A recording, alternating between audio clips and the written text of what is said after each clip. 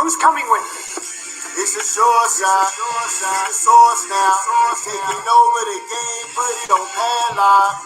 With a better roster, sickness to play the lobster. Let them niggas hate, but revenge will never stop us. It's a short shot, the source now. Taking over the game, put it on padlock. With a better roster, sickness to play the lobster. Let them niggas hate, but revenge will never stop us. Kill the cancer, you can call me a sick assassin. Cut the chains, you can call me LeBron James. Make a decision, but you never had me in derision. Changing the vision, but more dim that cause division. For real, never in submission like I need permission. Nigga steady telling lies like a politician. Nigga need to cool it down, but we the new edition. Yes, yeah, the name is the source. Check the reinvention. For real, you think we not prepared for the fallout? Watch us stack this information. Watch us.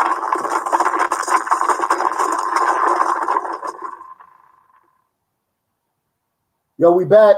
Source in the building. What's going on, family? All right, man. So I know y'all been patiently waiting for the show. We appreciate y'all tuning in, man. Appreciate y'all tuning in to the Source Debate League. Right? For those that don't know, my name is Danyaahla. Please say the Yah. Right? I am and have been operating the Source right alongside with the SUC, the board. Shout out to the SUC, man. And we got a special guest tonight in the building. My brother, my elder, one of my teachers, Priest Danyaahla. Now this is special because a lot of people don't know Priest Danyaahla been supporting me from the beginning of this whole debate thing, right? When I mean, if you go back when I won the belt in the first debate that I had, when I won the belt, Priest Danyaahla was a judge. You understand? And has been, supporting me as we made our transition, development of the Source. And so he had a major discussion over there with Jabari. And I saw that, man, me and the brothers was talking about it in the SUC. And I was like, yo, I got to get him on so we can kind of discuss this, man, because all people want to do is just discredit us when it comes to us being Hebrew Israelites, or even the possibility of us descending from those people, right? Without giving us real objections to the information. And it's like there's been a continuous type of rejection of that possibility. No matter how many sources we bring out, how many historical references we bring out, no matter how much archaeology we go into, no matter how much chronography we deal with, no matter how much migration patterns we point out, it's always a objection to that point. So I wanted to bring him on, man, and we got the Source in the building, man. So before I introduce him, man, we got the Blue Collar Scholar in the building. Talk to us, family.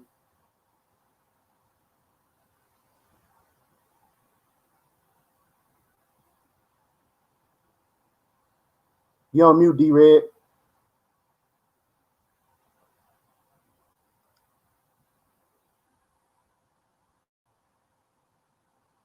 You on mute, D-Red.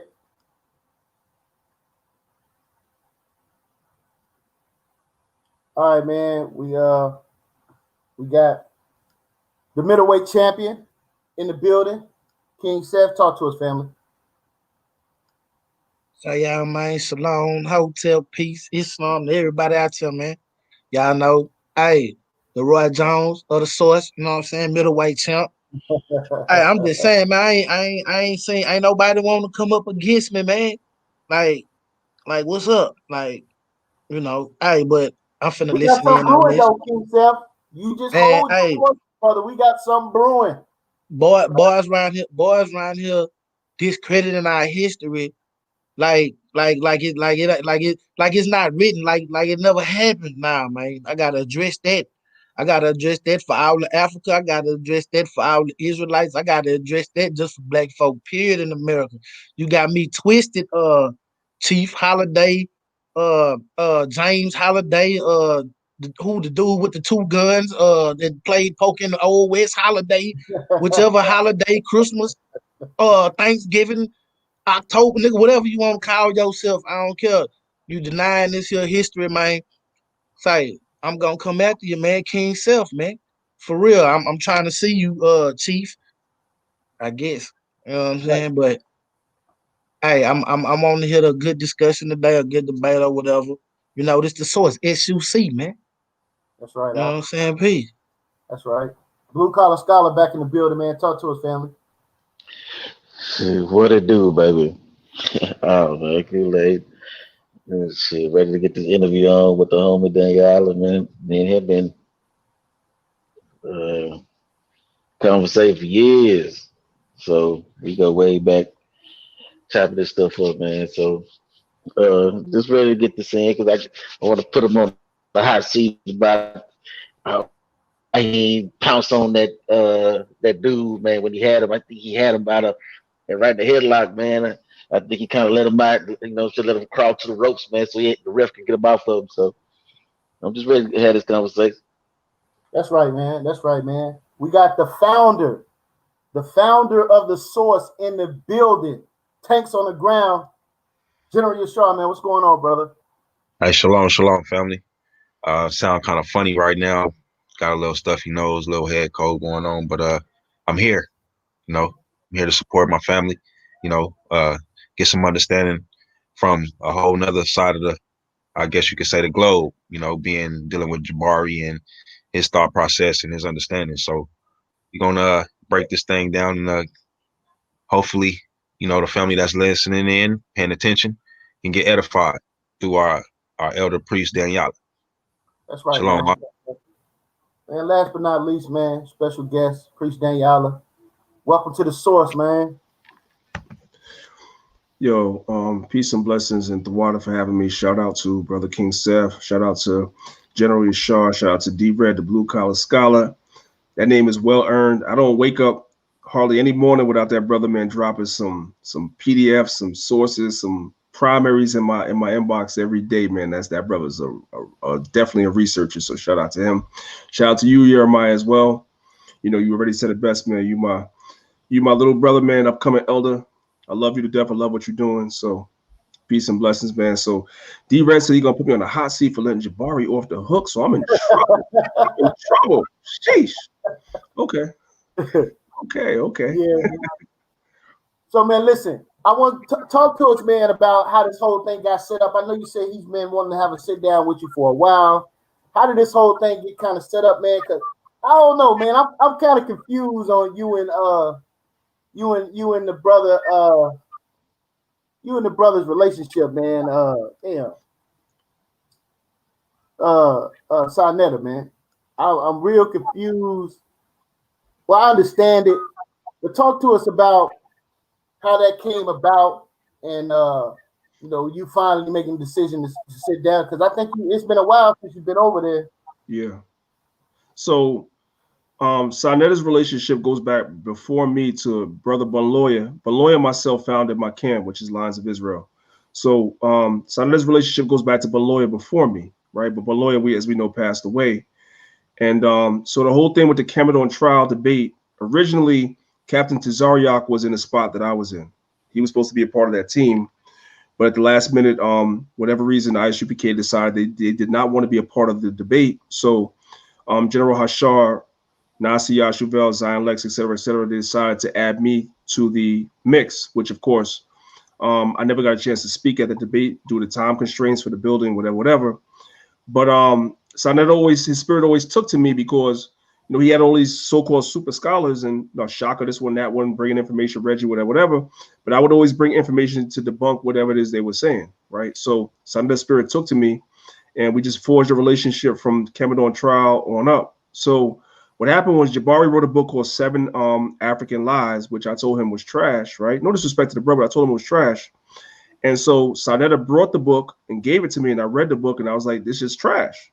So Jabari and I were supposed to have a discussion for at least like 2 years now.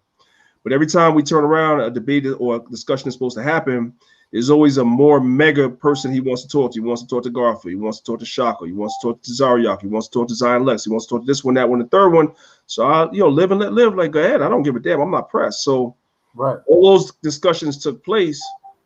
And then so recently what happened, I'm just trying to bring it in and hone it in real quick. What happened was, as y'all brothers know, Brother Josh from Absolute Bible Truth did a rebuttal video to Jabari's so-called misogyny in the Bible PowerPoint that he did.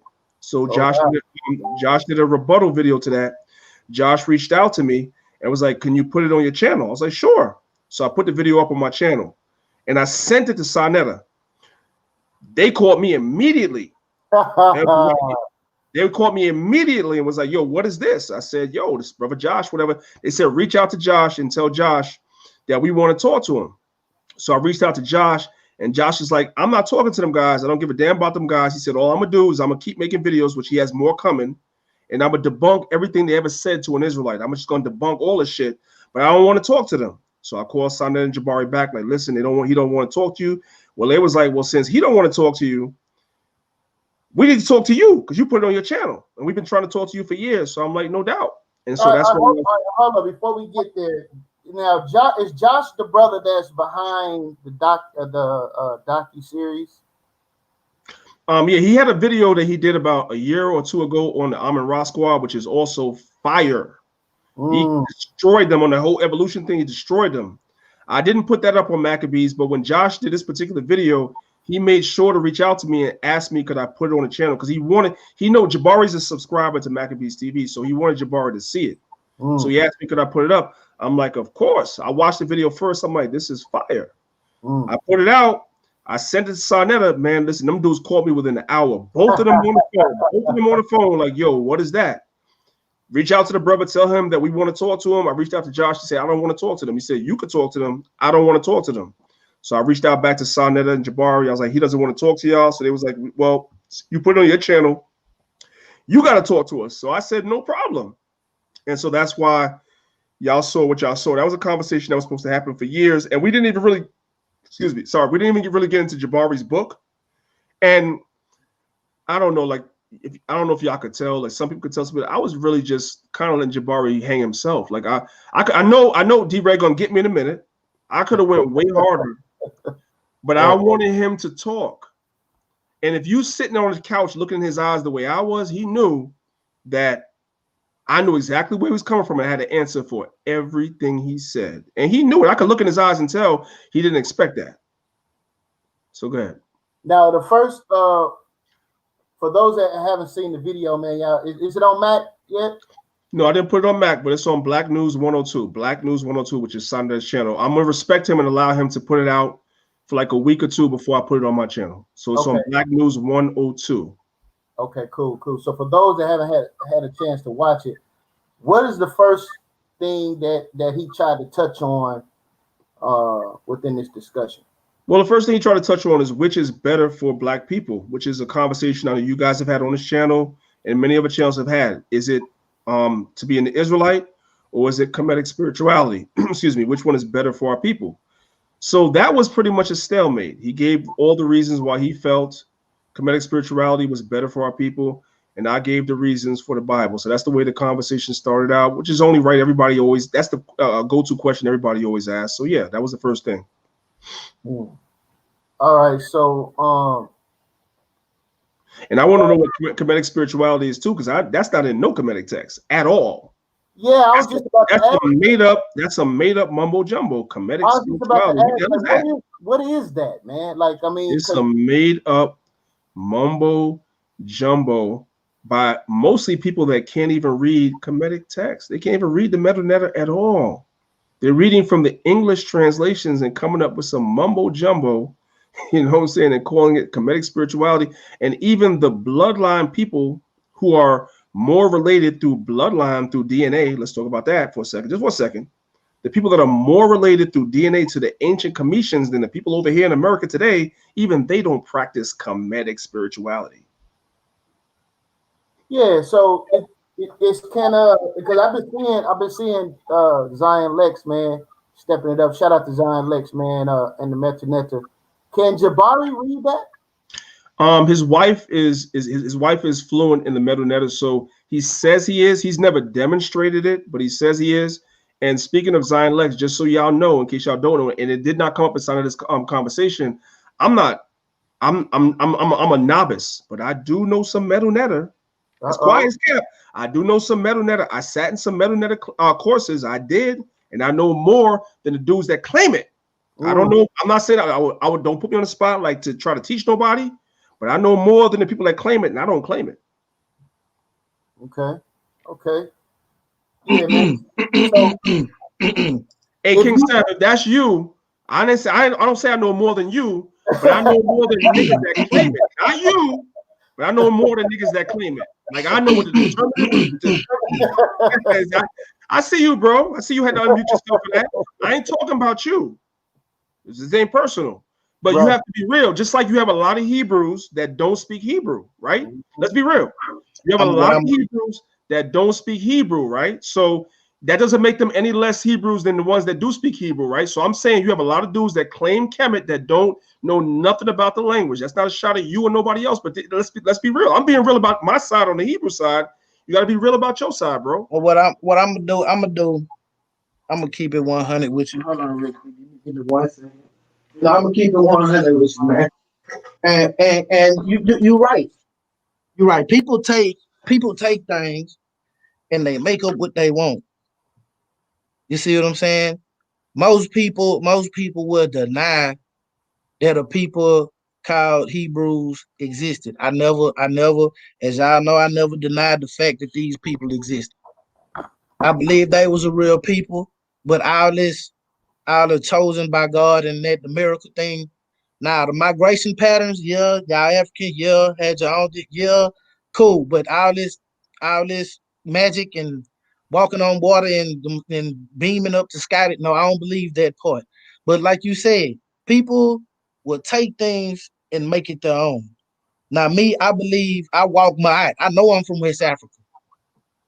I don't lie to myself. I don't sit West, there and West, and West. play nothing. I know I'm from West Africa, but I follow my art. Why I follow my art? Because I feel like it's the basis for every religion is universal law. Like I was telling the brother earlier, my art is just a commission name for universal law. They might have called it something different in South Africa, might have called it something different in West Africa. The Hebrews call it, y'all call it Leviticus in the book of the law, universal law. These are things that you do for your brother. I follow that. You see what I'm saying? I don't claim Kemet. I know I don't have no ancestors from there. My people come from West Africa, Mali, Timbuktu. You see what I'm saying? That's where my people from. But hey, I like Egypt. They were some players. Hey, they did they thing. They did some nasty things. They did some sick stuff like every other civilization. They had flaws. But was they fly? Yes, they were. They wearing gold. They looking like kings. They coming out.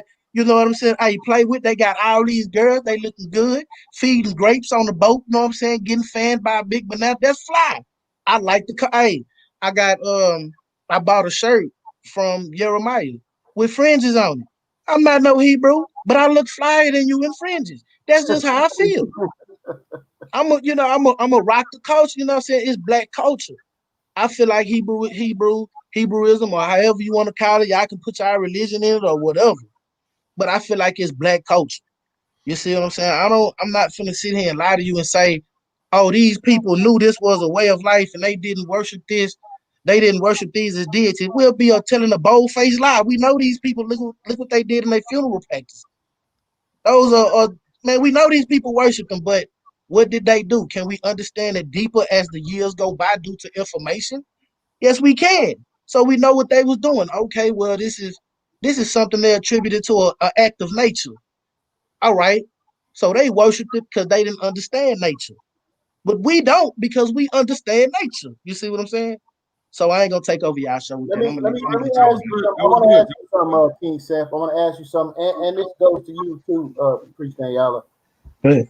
When when it comes to the idea of Pan Africanism, right?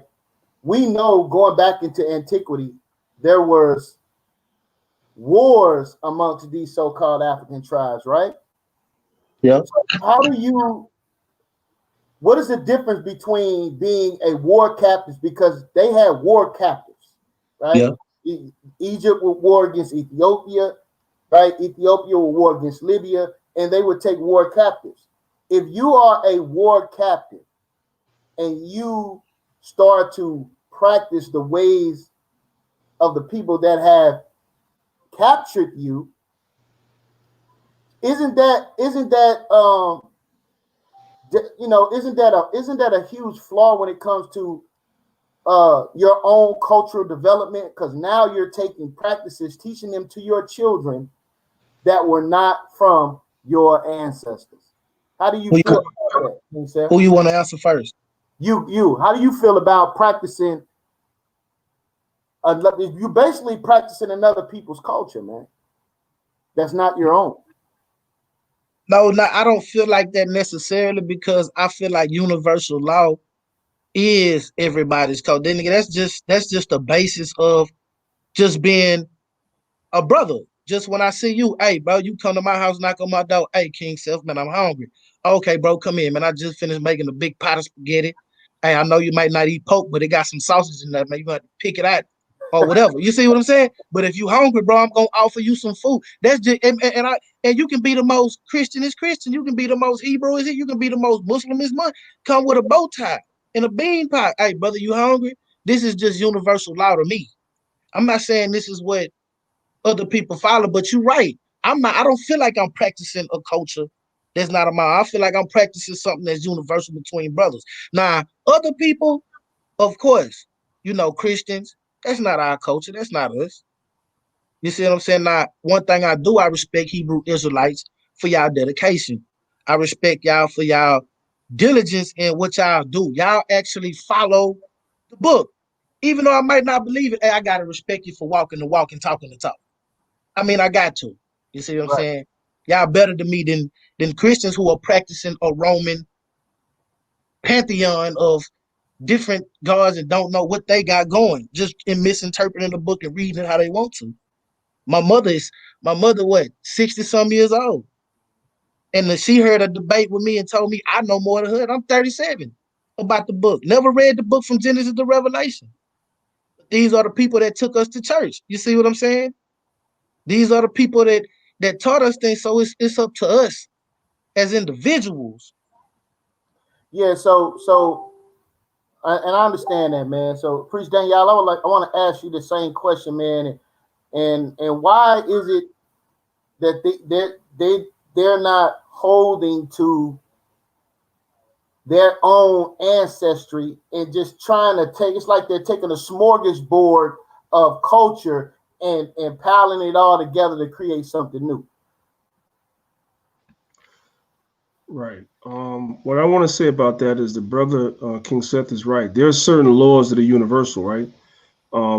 Amongst all the nations that we all know that you can find amongst all the nations. Even if you go into Hammurabi's code, if you go into so-called Hammurabi's code, if you go into the laws of Ma'at, if you go into the laws of the Bible, there are certain universal laws that transcend all.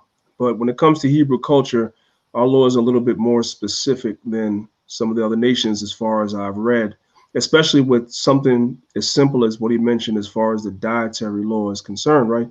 There was a certain dietary law that we held to that differentiates us from other nations. We just don't eat everything. We don't eat pork. We don't eat shrimp. We don't eat lobster. We don't eat crab. We even see that our people that are in Islam, they may not eat pork, but they eat lobster, shrimp, and crab. So there are certain laws that separate us from other nations, and there's certain laws that are universal. So being a Hebrew Israelite, what separates us is that we know our laws are very specific to us when it comes to certain things, and we have to hold on to that. It's not so much universal for us as it may be for other people, because our laws seem to be, as far as my research has taken me, and I've studied a lot of other cultures, our laws seem to be a little bit more stringent, a little bit more strict than the other nation, which is what set us apart, according to the text, from the other nations, for the fact that our laws are more stringent. There's a lot more things that we're not able to do that the other nations or the other cultures They do, but there are also certain laws that are universal, like not killing somebody, so forth and so on. Of course, that's universal, right? Without a cause, that's universal. So, I don't know if that answers your question. Yeah. Well, I want you to also touch on how they're taking different cultures from Kemet culture and the difference between the Kemet culture and the Ethiopian culture, as far as your study and your understanding. Uh, how much do you know any about any of the differences between an Egyptian and an Ethiopian as far as their cultural expression? Is that for me or is that for Danielle? Well, you can go ahead, go ahead, King Steph. You answer that, and I'll come Oh behind. well, I'm gonna be short and quick. Well, we all know that everybody knows that when you speak of Egypt, I'm gonna say Egypt right now. That's just for what everybody knows. They always say it's the daughter of Ethiopia, Sudan, and Nubia. You see what I'm saying? So this is a culture that did like any civilization. Due to famine, drought, these people moved. They was right along the Nile. They followed right along the Nile. And every year in that specific spot in Egypt, it flooded and it fertilized the area. So it was like a big oasis in the middle of the desert. So these people brought their culture with them from these places and did it there. That's why they're so similar. There are 250 pyramids in the Sudan, small ones. You see what I'm saying? Tekens and everything. Y'all call them obelisks. You see what I'm saying? They did the same burial things that they did. Found older places, older, same layout, same architecture as in Egypt. They just did it on a bigger scale because they had more time. Nobody was messing with them. Nobody was messing with them for how many years? I mean, 5,000 years. People ain't mess with these people.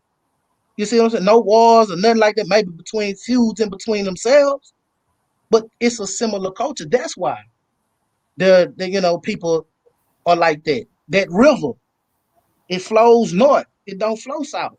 So where would they go? Straight from Ethiopia and just bam, and just go straight up the river. Same thing with the Native Americans. Every civilization is gonna be found by a body of water. Every last one of them. Not you. Right. So, the brother's 100% right. The Cushitic, or what you call the Cushite culture, along with other cultures, eventually birthed what you call, I want to call the Old Kingdom, or the first Egyptian civilization, which you call the Old Kingdom. Those cultures prior to that, along with Sumer, birthed what you call ancient Kemetic culture. So you're going to find a lot of similarities between those ancient cultures and the early Egyptians, as opposed to the later Egyptians. When you come like to the New Kingdom, you'll see a lot of differences as opposed to the Old Kingdom. So you'll find a lot of similarities amongst these nations. But as I mentioned, us as Hebrews, us as Israelites, our culture differs a lot from them as well. There are some similarities.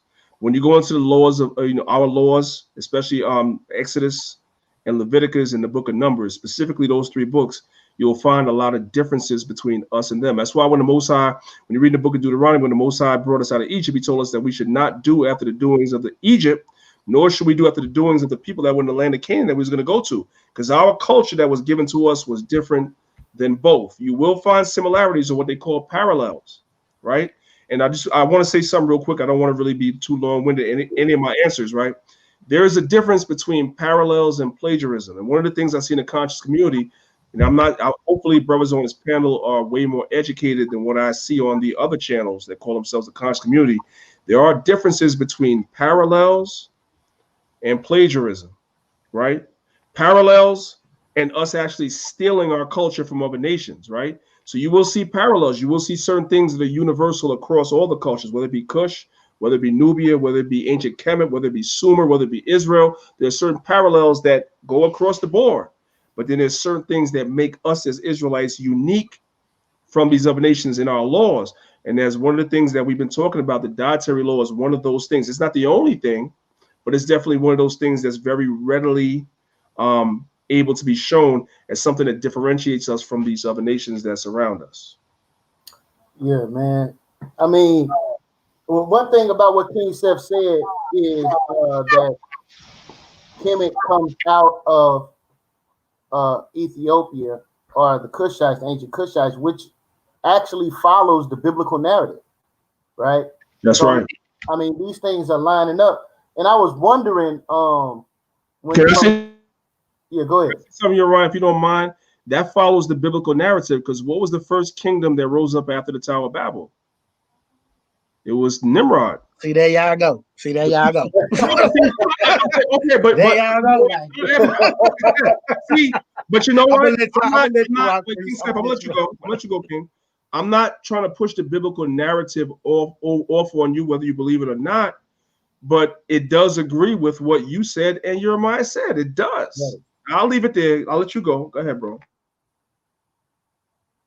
I mean, you're right. You're right. I mean, I can't. According to the bit. See, according to the biblical narrative, like you said with the plagiarism, I don't believe that it was.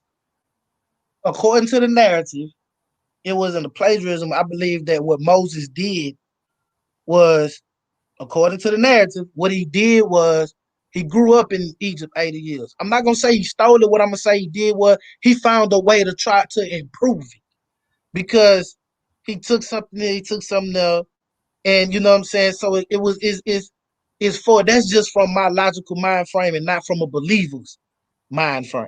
You see what I'm saying? So you know, as for me, that's what I would say. If I'm reading the book as a non-believer, just as a novel, I'm like, yeah, you know, yeah, he took some of that and did that and improved on it. They was over here eating pork, getting fat, and doing disrespectful things. So you know what? He took the laws that he grew up around and improved it and tried to make a better people out of this mixed multitude that I'm came out of agree with Egypt. you. I'm agree with you, King Seth. Watch this, right? The ancient Paleo Hebrew script, a lot of that stuff, because remember the Hebrews were in Egypt all that time. A lot of the ancient Paleo Hebrew script, they was looking at what the Egyptians were doing on the wall, and a lot of that follows the same pattern. Now, listen carefully, because Sanet and them get lost on this. I know you a smart brother, you're not going to get lost. I'm not saying the Hebrew language comes from Kemet. But I'm saying that the script, the way that you guys had the script of the metal netter, and how all those hieroglyphs, a lot of what you call the pictograph, we call them pictographs, it's really the same thing. We follow the same pattern that we saw the Egyptians do on the walls, and we have what's called pictograph. We had the same shit. So I'm agreeing with you on that. So you Furthermore, say y'all created y'all own language out of another we already language? had a language. We already were speaking Hebrew. Y'all It just wasn't a improved it. written language because we was amongst y'all, right? Y'all just improved it. It was improved upon when we left out. In addition, the blueprint for the Ark of the Covenant, some of that stuff that they got, they saw that stuff in Kemet as well, as amongst other things. We don't deny these things. You ask me, you ask Divine Prospect, All of the Ark of the Covenant, you lost me with that. Now we was good with the other stuff. Now you know, see all this magical blueprint, all this magical box stuff is now. Now you was on point. You was on point with the stuff. What I'm saying is nothing magical about the Ark of the Covenant. It's just an ark that they built. You know what I mean? Carry some stone. Go ahead. But see, that's logical. See, that's logic. I can agree with you with that, and see, that's evidence that y'all can bring that people can't deny. I don't mean you can't deny Hebrew. I mean archaeology. You can't deny the script. You can't deny that. So, what's the best thing to do is think about this logically. There was an African people that had their own swag. Right. So what I'm saying to you is like I didn't say whether you believe in the Ark of the Covenant or not. If you look at the way it looks, I'm talking about the blueprint, the way they built it. Is very similar to stuff that the Egyptians had. Furthermore, right, how we know is that, remember the whole thing about when you remember Moses' father-in-law Jethro, right? That whole thing about the ranking system, you know what I'm saying, where you have captains, officers, so forth and so on. It was Jethro that was from the priest of Midian that gave Moses the idea to set up the whole thing within Israel. So we don't deny if you deal with scholastics, forget about emotions. If you deal with scholastics, we know that there were certain things that we were amongst these other nations that we saw that they did, and we took amongst ourselves and we improved and made it better. Influence, not plagiarism. Influence. Right. Yes, because and nations were also, when you read about Egypt was influenced by the nations that came in too. Let's be real. We could go into that. I ain't denying it. I ain't gonna deny it. Okay, there you go. So nations influence other nations. That's why I say that there's plagiarism parallels, when you can find parallels between one society and another, doesn't, and I know you already know this, King Seth, so I'm not talking to you, but I'm talking to maybe somebody that's listening. Parallels don't indicate plagiarism because parallels go both ways. You will see some things that the Hebrews saw amongst the Egyptians, like, you know what, we're going to use that. We're gonna use that and improve that. And you'll see some things amongst the Egyptians that they saw amongst the foreigners that was amongst them, and they took and said, we're gonna use that.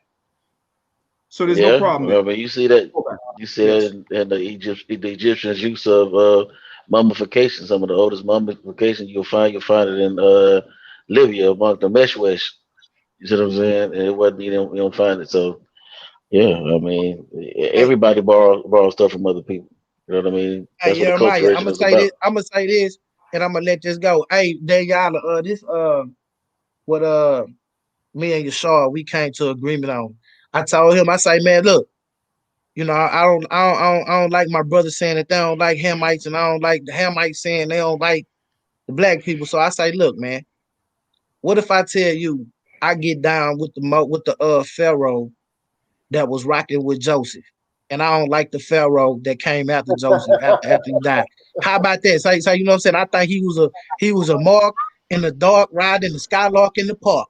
You see what I'm saying? I don't like him. You see, hey, I don't, you know, he like Donald Trump. I vote against him if that was just me, you know, Good that type stuff. of stuff. You And he was know, like, yeah, I'm rocking with that. I'm like, I'm rocking with that. So that's but where I'm at, you and I'm already gonna let that know. ride. You already know what our response is. Negro, you're not a Hamite, brother. You're not. Man, say, man, I'm a big man dinking warrior, man, dingo, boy. You know what I'm saying? You playing, man. That's You know what I'm cool, saying? though. Nah, it's cool. Hey, so let me ask this, and D-Red, I want you to chime in on this. Also, man, shout out to the Source Debate League champion in the building, man, Josh Dude, right? And our brother James Cassell in the building, and Pro Rizzo One. Shout out to the SUC, man. Um, Pro Rizzo so one. I want to try to ask and wonder, do you come across this too, Priest Danyaahla? What is the apprehension about the connection between the ancient Babylonians and the ancient Cushites? Why is it that they stop in Egypt and don't go back to an older civilization, or why they don't believe that the Babylonian civilization is older? What's the deal with that argument, man? So let's some of the new brothers that came in, like Chashub and other brothers talking, and I'll come in after. Yeah, Joshua, do you connect the ancient Cushites with the ancient Babylonians? Yeah, for the most part, I do. I do. If we follow the biblical narrative, then those people would have to been in those areas, in those lands. As far as that, but was they a monolith? I don't think there was a monolith because you had the was it the Assyrians, the Neo-Assyrians during that time too, around the area. But yeah, Yeah, the Acadians and all that. yeah, the Acadians and not the Acadians. So yeah, they was there during that time period. They had to be. You know what I'm saying? Which civilization would you say is older though? Man, everything come from the Near East, man. Kind of cool. You already know my answer to that. But man, I want you brothers to touch on that, man, because that actually lines up biblically once we start to look at it, man. And do you have any examples of any influences that we can see in the ancient Cushites that was borrowed from the ancient Babylonians? That was what borrowed by the ancient Babylonians? Yeah. The Cushites is the Babylonians, the ancient Babylonians. Right. What I was saying is, as far as culture, some of the pyramids or some of the cultural expressions that we can see the parallels in that these things stem from. I'm gonna make it real simple. I'm gonna strip all the identities off of it. Wherever you get agriculture at, wherever agriculture started, that's where civilization started. You know what I'm saying? Because when you're able to create crops, when you're able to introduce to the world pastoralism, a sort of hunter gatherer mentality where you have to chase your food. That's when you're able to start building these large stone structures. That's when you're able to have improvements in science. That's when you're able to basically lay down the foundations for civilization, be able to create the technology needed for writing. That starts with agriculture. So wherever agriculture starts, that's where civilization starts. And all the evidence for agriculture starting is in the ancient Near East. It's not in Egypt. It's not in West Africa. It's in the ancient Near East. That's where it started. So that's the ultimate evidence, you know what I'm saying, from my point of view. Agriculture. The Neolithic Revolution happened and took place in Mesopotamia in the Near East, not in Africa. Sorry to poop on everybody's African party, but that's just the facts, man. We had Chris Harris on here. I told him the same thing. He's like, well, those people are still African. Okay, Chris Harris, I give you that. Let's say they were African. Where did it start? In the ancient Near East. And that's it on that, man. I yield the floor. I'll let somebody else chime in. Yeah. Well, I mean, these are definitely topics, man, because it was always confusing to me, man. Like, why do brothers just stop in Egypt? Why do brothers magnify Egypt so much when you have an older civilization and a great and illustrious civilization such as Babylon, seeing that these people were their ancestors? Because they've been taught. I'm sorry, brother. I just gotta say that they've been taught. They've been taught to worship a continent. So the continent is more important than the people. I care more about the people, not the damn continent.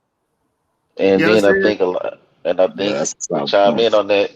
Can I chime in on that? Hold on, brother. Can I was Besides just the talking, Hebrew brother. on this smug. Can you hold on? I was just talking. Go ahead, What I'm saying is they don't do a lot of research outside of that continent.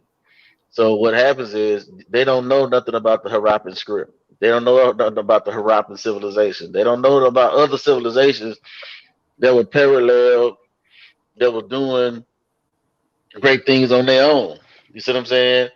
And so they don't do a lot of research outside of that paradigm. So they don't know nothing about other civilization, what other civilization was doing, what they were bringing to the table as far as advancing humanity as a whole. So they don't, like I said, if you ask them about the Harappan script, well, the Harappan script is technically the oldest undeciphered script that we have right now. You see what I'm saying? They still trying to work it out and figure out how to decipher it. But it's like 5,000, 6,000 years old.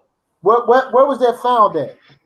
I think it's found in like Iran, somewhere Afghanistan, somewhere way over there, in the Indus Valley, where the Indus Valley civilization started happening.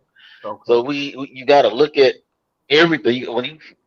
It's like people say that they're historians, but they'll just be stuck in one place when you got to understand the movement of people. And like Jashu just said, when you get to talking about people, you got to start looking. When you talk about history, you got to talk about people, not places so much. It's about the people. Okay, what were these people doing? Okay, where did these people come from? You know what I'm saying? How did these people migrate? Where did these people go to? You know what I'm saying? So those are the questions that we got to ask as people that's trying to study this history and work out this puzzle of who came first, who came in, because it's considered. I think it's like 5 or 6 so-called pristine civilizations. You got Egypt, Sumer, the Indus Valley. You got the Northern Chica civilization in South America, and you got civilization that popped up in China. All these places, civilizations supposed to spring up independently in all these places.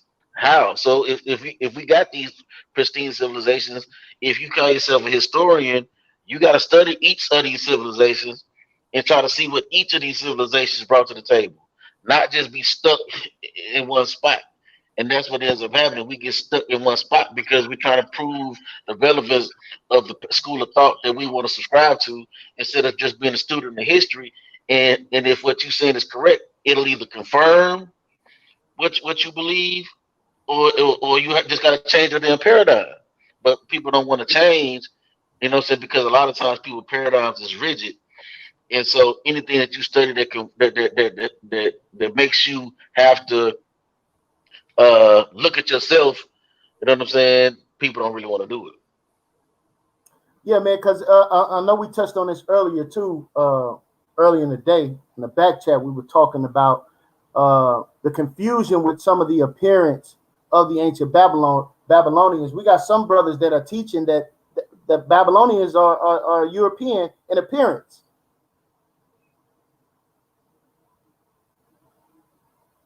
Hey, can I say something about the last question that came about with the about the about what he said about the influence? Yeah. Go ahead, man.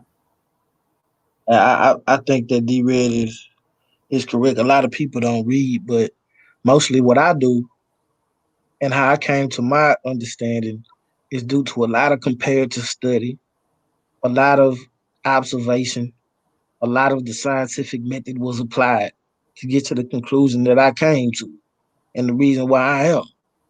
So I'm not taking nobody's opinion, but there are people that are influenced because, like you say, man, black people, man, we are vulnerable with our spirituality. You see, so a lot of black people just gonna flock to what they believe without actually digging. And if you do tell them that and to look at it as a student of history, they're not gonna do that, D-Red. Because Don't isn't it brothers that teach that the Egyptian civilization is the oldest civilization? yeah, I believe so. But I mean, if they come on, man. I mean, no, man. I mean, because Kush, like I just said, right, Ethiopia is, I mean, Egypt is the daughter of Ethiopia. right. How can it, you know what I'm saying? How and according to, you know what I'm saying, I'm gonna say according to the narrative of the Africanization shit, hey, East Africa is where civilization started. And they might started migrating out. And according to patterns, according to human nature, humans are gonna formulate around bodies of water. But like Jashub said, he said agriculture, right? So my thing is, I'm like, what about these people that was in the jungle? You see what I'm saying? They had civilizations in the jungle that people ain't dug enough. They got people in Africa that live in trees. Right now, to this day, that you know what I'm saying, that they did a documentary around. They live in trees. They build tree houses. Middle of the Congo. You see what I'm saying? They harvest fruit out of trees. I just want you brothers to take a look at this, man. This is the stuff that I'm talking about, right? Like, there is no Babylon. Like, that just don't make no damn sense, Blue. What you Like, mean brother, there's no Babylon? I don't know what this brother mean by that, but I'm There saying is no this oh him. stuff, He a magical blue.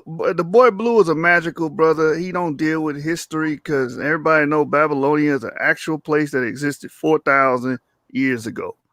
We got archaeology attesting to that, man. So I don't know what this dude talking about.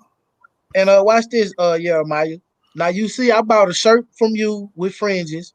You see, I got my pharaoh hat. Hey, if anybody making something with some African Babylonian Kushite stuff on it, hey, I'm in it. I'm on it. I want, hey, send me a number, put him in the message. I'm buying it. I'm buying all that. I need it. You know what I'm saying? I need some of that stuff. I represent it, bro. I represent the whole Africa. You see what I'm saying? But I know I'm from West Africa, from that Timbuktu. You know what I'm talking about? From that Massa line. You know what I'm talking about? That's the line I'm from. That's right. You know what I'm saying? But support y'all. I do. But Let me give me some gear. I need you every time I tell you to put, look, watch this. Every time I tell you to put something on, you tell me it's idol worship. I ain't doing it. I'm in Hebrew. It's idol worship. That's every time you say something. So what you want me to do? Right. So listen, I want to get back to Priest Danyaahla.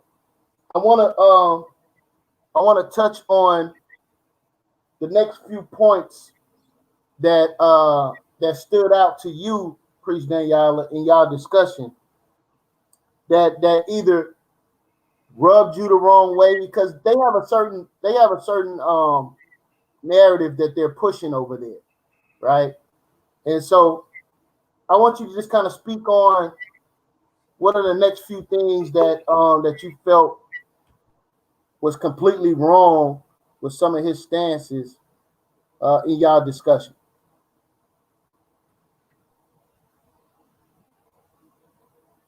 Danyaahla, are you there?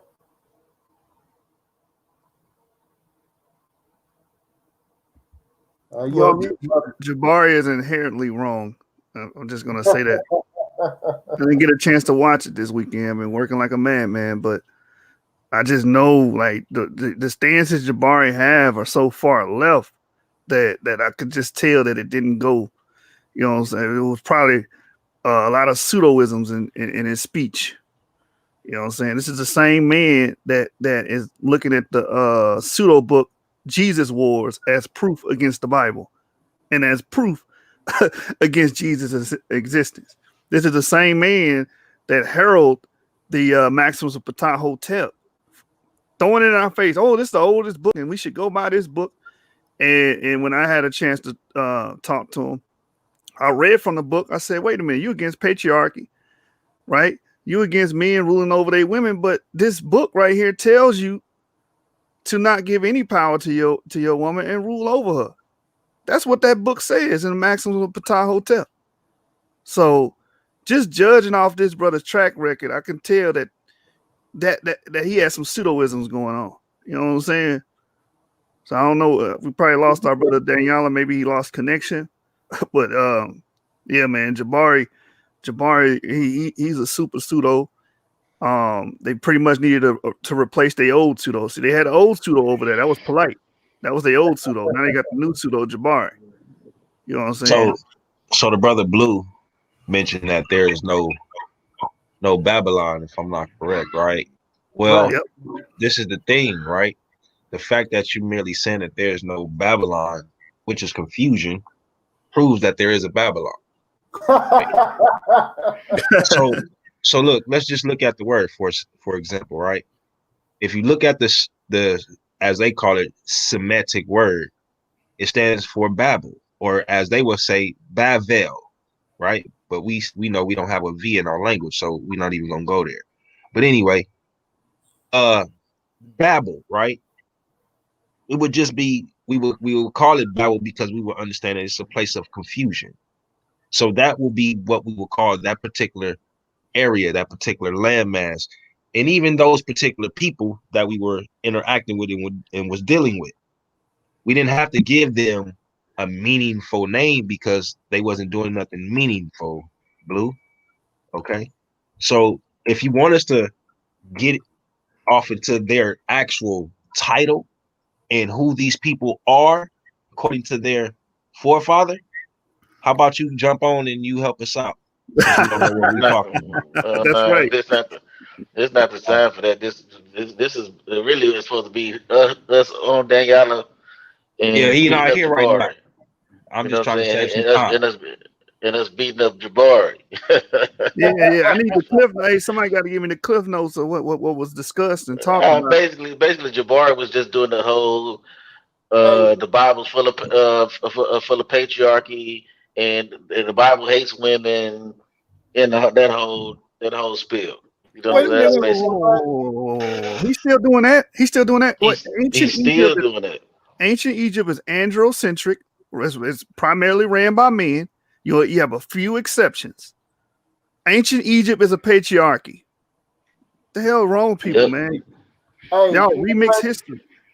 until we get Priest Danyaahla back, once you pull up the clip and we'll watch a few minutes and we'll kind of dive up into. If you can, Joshua, if you can't, I'll try, man. I just sometimes I don't be getting my audio with the YouTube.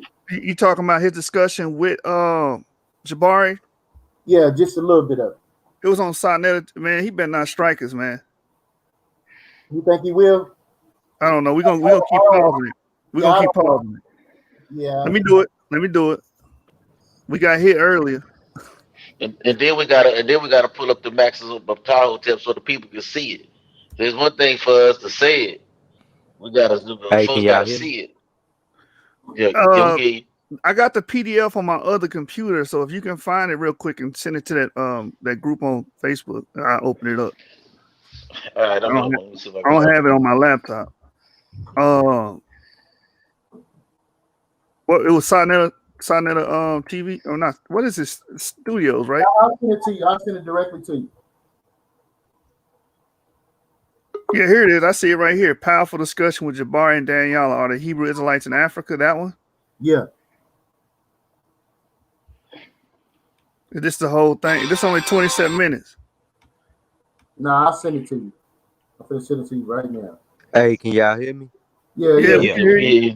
All right, cool. Before y'all do that, I just wanted to comment on what Jeremiah was saying about them not giving credence to the Near East pretty much for starting civilization. I think it deals a lot with the romanticization of, what I'm saying, Africa and stuff, dealing in the 60s, when the the white folks was having a Egyptomania thing. They was claiming Egypt as their own. And you know what I'm saying? A bunch of black scholars came out fighting against that, fighting showing that Egypt was ruled by dark skinned people. And I think from that point on, our people kind of romanticized that a bit, and leaned towards that way as a way to get out of what they saw as a tool used to oppress them in the Bible. They found somewhere they can go that was connected to a continent. And I agree with Jashub too. They become religiously connected to that continent, man, because the people, my bloodline matters to me more than any speck of dust Right. does matter. But for some reason, they romanticize this whole country, whole continent being united type thing. Like we can just claim Egypt, like that's our bloodline or something like that. You know what I'm saying? But the evidence in the archaeological record is too clear on civilization not only starting in the Near East, but Near Eastern folks clearly coming into Egypt, starting things like, for instance, Fayum A. Is this the first time you see anybody doing any type of pastoralism or semi-agriculturalist things going on? But all of the skeletal records and stuff show that they're related to the people of the Near East, so they was doing that. Naphtha Playa, same thing. They buried their people the exact same way the Natufians buried their peoples, and they was actually slaughtered by indigenous Nile Valley Africans and pushed up out of that land. They didn't come back in that land for thousands of years after that. And Egypt went through a dark age because of it. Well, we ain't really got nothing. You got small things, but nothing major in the archaeological record. While in the Near East, you got them building ziggurats. You got them building all types of stuff. And then, I mean, if you want to talk about the oldest um masonry or any work with, what I'm saying, stone or anything like that, you talking about Gobekli Tepe in the northern Levant. You know what I'm saying? Then you see that coming into the Sumeria. Sumeria was highly influenced by Kushites. You know what I'm saying? I'm of the approach that the Akkadian culture is actually Kushites because I associate Nimrod with Enmerkar, who brought writing into fruition and all things like that, and was associated with the Tower of Babel. And he had a war with the Lord of Arata, which is Ararat, if anybody knows that. So I think that because they won't give credence to the people, they end up not giving respect to Suma as it's due. You know what I'm saying? The last, I say, marker of civilization that needed to come along for either side in northeast Africa and Egypt or in the Levant, I mean not or in the Near East, was writing. And Sumer came into writing a couple hundred years before Egypt. And if you look at their writing, like from the Kish tablet, it looks a lot like Old Kingdom Metal Netta with a couple switches and characters. And there was even some scholars who even said this, that it looks like it was heavily influenced. The difference in the character seems to be certain geographical formations and the animals themselves. That seemed to be the only difference in the writings. So I mean, and the influence is clearly coming there, doing like the El Badari culture. Um, what's the name of that culture, man? It's right on the tip of my tongue, man. Nakata 2 period. Yeah, that's what I'm thinking about. The Nakata 2 period. A lot of those periods, you see a heavy influence because you start seeing pottery. Pottery began in the Near East, not in Egypt. So you start seeing the influence of pottery coming in and stuff like that. I mean, the Near East, you know what I'm saying, started a lot of stuff that comes into fruition in Egypt. But I will give Egypt this. I believe Egypt took it at one point in time, like especially Old Kingdom to probably Middle Kingdom, took it to some of its greatest heights. Some of the things that were discovered in the Near East. Yeah, I mean, cause that's what when you had the separation before Norma came in that united uh the upper and lower kingdom. The basically the lower kingdom, which was upper northern Egypt, was it was pretty much all Semitic. You see what I'm saying? I mean, that's pretty much was the dividing line. You had basically uh, to a certain degree two different groups, and when you get closer to the middle aspect of that's when you see more of an acculturation type process where the two groups was actually sharing. You can actually see when you look at the some of the excavations, you see basically it's like the sharing of ideas type situation going on. So uh, Like what Now you you're talking right because about, you know the Asiatics always had the quote unquote lower Egypt up towards mhm. the delta and stuff because the Egyptians weren't really too concerned with farming and pastoralism and things like that. They were native hunters and gatherers, and they were more concerned with war and ruling. right? And then think about this too, right? Like this is why you see all up north, right? When you talk about the Levant, you know what I mean, Mesopotamia. This is how they ruled all of that with no problems from Assyria. You know what I'm saying? Because if you know and you understand, like you said, the lower Egypt was ruled by what we would call Shemetics. So when you understand that, the scriptures even tell us that in Isaiah about the Assyrians in rule. So that's just telling me, and I talked to you about that too before, James, but we understand that different. But the way I see it is like when they came in, those so-called Hyksos, aka Assyrians, those were the ones that was in rule until after uh we exodus up out of the land, and then here come what we would call Upper Egypt, taking back the land from those so-called Assyrians, so-called Shemetics that was in rule. You feel what I'm saying? Which I think would be somewhere around the 18th, 19th dynasty, if I'm not mistaken.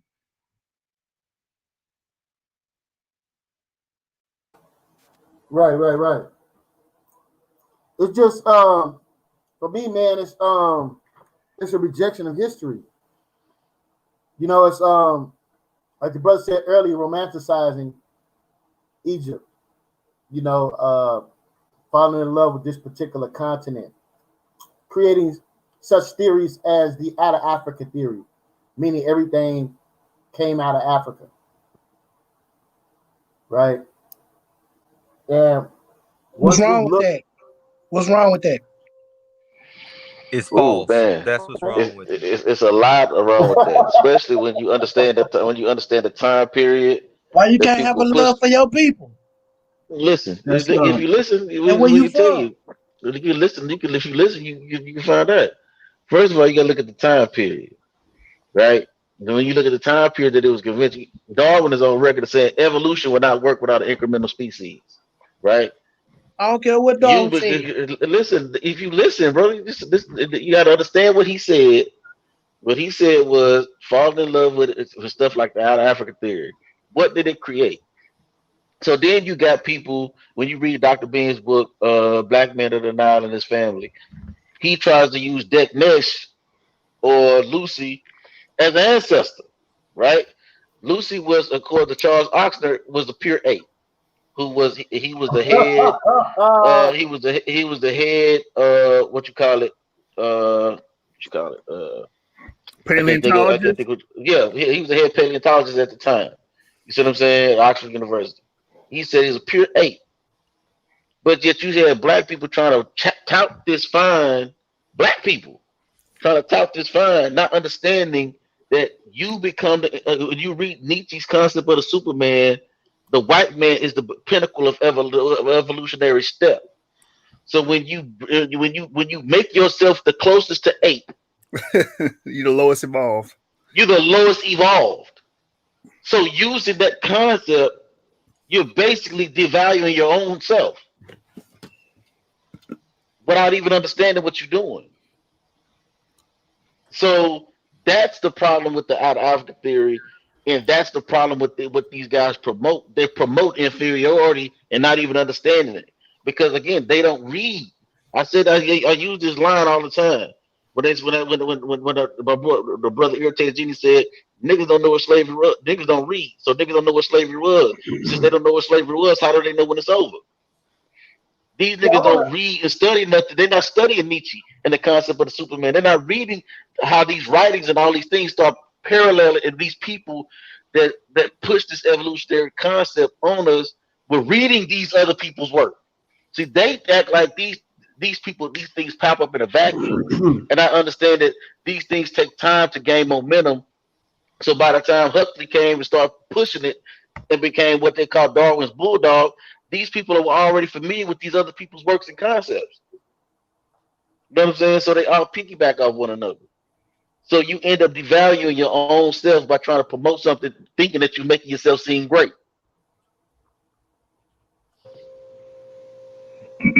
Yeah, and then they based it off of the specimens they found in Africa, and many of those specimens they find in Africa are Australopithecus apes, Listen here, man. This what I'm not gonna tell humans. y'all. This what I'm gonna tell y'all, and I hope this get across the globe on the Source Debate League, man. I don't care what Darwin said. I don't care what nobody said. This is what King Self conclusion came to. That black people, we from Africa, we invented everything, we did everything. Nobody gonna tell me nothing less. Because you know why? The Chinese gonna say they did. The white man gonna say they did. The Arab gonna say they did. Everybody else gonna say they did. But we actually got science and we actually got archaeology. We actually got proof to say that we did this. So me, I'm gonna take pride in the continent where I believe that we came from. I'm gonna take pride in the continent that has almost everything known to man as a resource on it. Because these people have brainwashed us to think less of each other and where we from. So I'm gonna take pride in every civilization that was in Africa, from north, south, east, west. I'm gonna take pride in our literature, old, young, middle age, new. It's romanticization. And I'm Okay, gonna but love King it to Seth, let death. me ask you a question. I'm King gonna Seth, let love me it ask to you a death. question. King Seth, let me ask you a question real quick, right? Go ahead. What he's saying, well, that's all good, but I've been out for a minute, but I heard brothers talking about evolution. Do you subscribe to this whole evolutionary theory that's within the conscious community? Like, are you down with that? That's what I I think. don't say That's what brothers were talking about before I you don't came on. believe I don't believe man came from apes. No, I do not. Well, no, but that's not what they teach either. They teach that we have a common ancestor. Like we branched off one way, and they branched off another way. So, do you subscribe to that? I never to tell you the truth, I've never spoke on that because I don't know. Okay. I'm not gonna speak on something that I can't even my brain can't even articulate the possibilities of us nigga evolving or coming being able to even speak if we come from an ape or whatever. You know, I'm not even gonna speak on that until some type of evidence for show evidence come about and it's proven. You know. Now we can only just go on theories and hypotheses now. That's what we do. That's what we use as evidence. But at the end of the day, they still hypotheses and theories. Yeah, But see, so that's the beautiful thing about science. Science changes. Science has that room, that give or take. That it's a possibility this can happen, but more tests need to be done to see why. It's not an absolute versus the Bible. Well, but at this particular point though, I think at this particular point, again, it ain't really about that. At this particular point, Australopithecines are damn apes. They ain't ancestors. You know what I'm saying? And folks need to stop saying that stupid shit. You see what I'm saying? And they need to go read Nietzsche and read Nietzsche's concept, and you will understand where it come from. You understand the mentality behind why these people were doing and pushing what they were pushing. It had nothing to do with making you look good. It was to make you look like, well, shit, you closer to a gorilla. You see what I'm saying? Because around the time of evolution, that's when they start calling your ass a damn monkey. They start calling you a damn ape and a gorilla and all that shit. That's all that shit corresponds at Right, that time. right. And then So go ahead. I was just gonna give him a rundown on why it relates to the out of Africa theory. Because they say that we were apes living in the forest areas of Africa, and then we lost our hair in Africa because of the heat, and then we slowly became Homo sapiens sapien, and then left Africa as fully auto what do you call it, anatomically modern humans, right? And then we left Africa. That's what the out of Africa theory is. So it's directly tied to evolution. You can't separate one from the other. It's married to each other. You can't really divorce those ideas. So if you take one concept, you got to look at all of it. And the other part of it is evolving from apes or sharing a common ancestor with apes, which those apes share a common ancestor with rodents. Because all placental mammals, according to secular scientists, come from rodents. So there's zero evidence for that. This is basically speculation, a lot of speculation and hypothesis, as you said. There is no concrete evidence that points to humans coming from apes. And that's the strongest thing they have for the out of Africa model. And that's the one thing that brothers are showing you that's hurting that model is because there's a lot of fabrication involved in it and a lot of pseudoscience involved in it. You know what I'm saying? Go ahead, D-Ray. I just want to, chime in on that.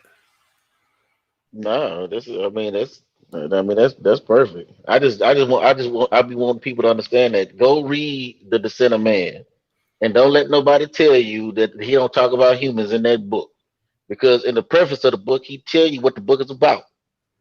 You know what I'm saying? To show you the difference between the different species.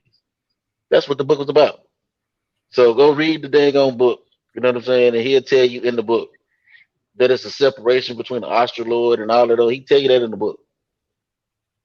You know what I'm saying? So go check that book out, and you'll see where Darwin was coming from and how Darwinism don't, you know what I mean, and that whole out of Africa theory.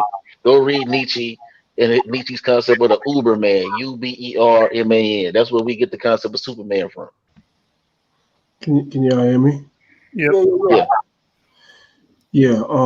As long as your brothers are talking, we got to talk about this very touchy subject in the conscious community, and it's really in the conscious community because we already know about it as Israelites. This whole thing about mutations, right?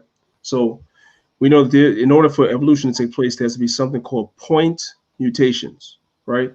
Millions of them. I don't give a damn. Like they say that there's only like a 1%, 2%, 5% difference between man and common ancestor, like modern man and common ancestor is like a 1%, 2%, 5% difference. That's millions and millions and millions and millions of mutations on a DNA level, like on a really low level. Now, we know mutations are mostly harmful. So they got to show me how it is that you have all these beneficial mutations. I'm talking about millions of them that will bring you from man to ape. That's not even recorded in science. It's some pseudoscience BS that these dudes done made up. You can't show it nowhere in science whatsoever. Once you have a couple of hundred mutations, a couple of them are harmful already. Nevertheless, millions to go between man and ape. We're talking about maybe at 1 or 2% difference between man and ape. Because what they do is they do comparative anatomy, right? They see certain anatomy between man and between ape, and they say, oh, see, we're similar. Man evolved from ape. Look at the similar anatomy. No, let's look at the differences and how many mutations between man and ape would have to take place for there to be a so-called evolution. And when you do that and you understand mutations, it's impossible. It's impossible. That's why all that stuff that dudes is talking about is BS whatsoever. Yeah. Yeah, to back you up on that, too many mutations will cause what they call error catastrophe. And once you go to error catastrophe, that's the end of your organism. It can't reproduce anymore. 100%. It pretty much die out. 100%.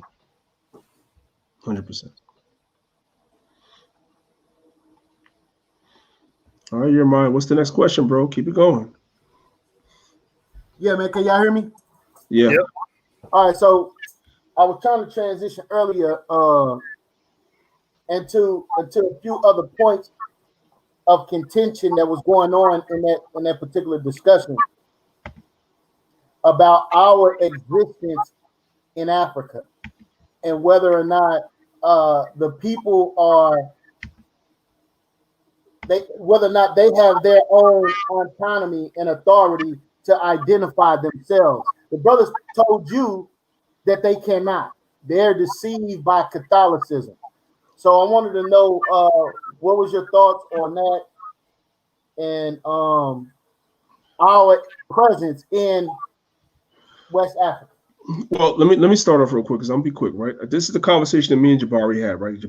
I asked Jabari about his methodology. See, I was very careful when I was talking to him. I asked him about his methodology, proving that we come from the ancient Cometians, and the ancient Cometian people say, the ancient West Africans say that they come from Kemet and all that stuff. I said, what proof do they use? The very same methodology. I'm just gonna make it simple. The very same methodology that the author of Hebrews to Negroes used. I'm talking about comparing foods in West Africa to foods in Jamaica, comparing language to language, comparing this to that. The same methodology is the same methodology he's using. So then you cannot disqualify the Hebrew, the Hebrews in the West Africa book. You cannot disqualify it because you're using the same methodology. So with that being said, the methodology we use language, right? We use customs, we use culture, we use all these different things as well as oral tradition to show that the people of West Africa are Israelites. Because I asked Jabari, one of the things he was using to say that the people of West Africa were Kemetic, he was saying that you have people in West Africa that are saying that they come from ancient Kemet. And I said, I can pull up a video for you right now. This is the part Sanetta did not have up on the channel. I said, I can pull up videos for you right now. West Africans saying they have oral traditions that say that they come from Israel. And he dismissed it. I said, brother, you can't do that. You cannot do that. It's the same methodology. You got to take your confirmation bias out the equation, and we got to deal with scholarship. If they're using the same methodology you're using, you cannot disqualify these people from being Hebrews if you're using the same methodology. We have language. We have cognates between names of some of the names that were in West Africa to some of the names that were in ancient Israel, just like you have over here in the New World. You have dietary cognates between the people out in West Africa and the people over here in America and the people in Israel, right? You have oral tradition. I can go on and on and on. You have the same methodology, and that's what we use to prove that we are the children of Israel. And I'll leave it there. Right. And D-Red, man, you could chime in on this because I love when you bring this up and you talk about this, D-Red, about the presence of chicken in Africa.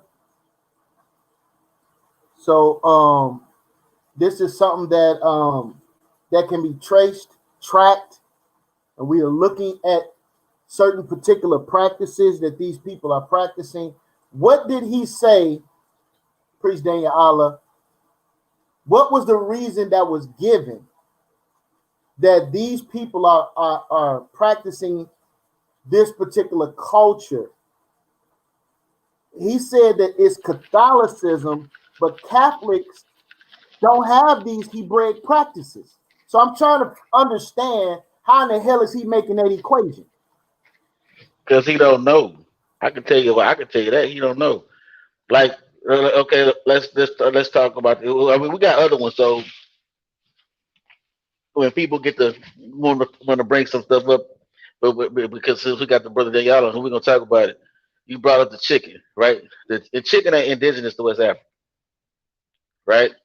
So now, so we got two things that the chicken was used for. You know what I'm saying? That we know that ancient Israelites used the chicken for. Ancient Israelites used the chicken for sacrifice with the kapra, where they sacrificed chicken. Then we know that the Israelites were the first to eat and consume chicken and not have a chicken fight, have chickens fight. Like all throughout Asia, they first was using chickens to make them fight. All right. Now you see the same use of the chicken in voodoo ceremonies, Ifa ceremonies, and other ceremonies in West Africa. You see the same uses of the chicken. You see what I'm saying? You see the consumption of the chicken in West Africa. You know what I'm saying? Which was something that was brought there because the chicken in and of itself is not indigenous to West Africa. You got terracotta statues and terracotta what you call it figurines in West Africa. You know what I mean? That the terracotta figure, the making of terracotta figurines is not indigenous to West Africa. That was started in the Levant.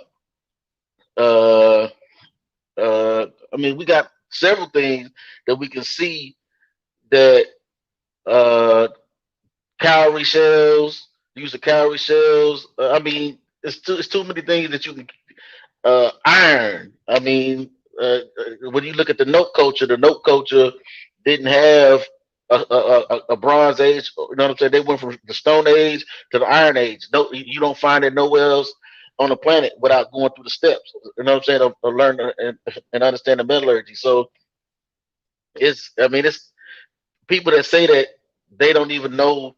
Again, they don't study nothing but their own confirmations. And to speak on to what Danyaahla said, the first step in the scientific method, you know what I'm saying, of research methodology is to first check your own bias at the door. That's the first step in research methodology. Right. You know what I'm saying? And the fact that Jabari can't do that, he's not a scholar or a researcher. Because in the scientific methodology, first thing you got to do is check your own bias at the door. And the fact that he can't do that, he's disqualified.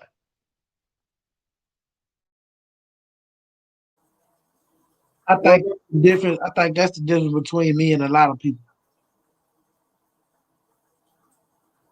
Yeah. Hey, D-Red, don't forget irrigation. Irrigation comes from the Middle East. Then all of a sudden you see that technology go to West Africa. You know what I'm saying? Being introduced into Africa, period. Going through Carthage, and then through Carthage, through the Sahara, down below the Sahel, and into sub-Saharan Africa. So it's just a mountain of evidence that we can show for cultural diffusion. You know, the ideas and beliefs and practices of a people being spread throughout Africa. Where did they start? In the Levant. They can't get around that. You know, you can dance around a subject and say all these things on Sonetta's platform, but at the end of the day, the people that are studious, we not even, paying attention to y'all. As my grandmother would say, we not studying y'all because y'all not really studied on the topic. And it shows because you wouldn't even make that statement. Right. Or those comments. Well, Danyaahla, man, tell me, man, was the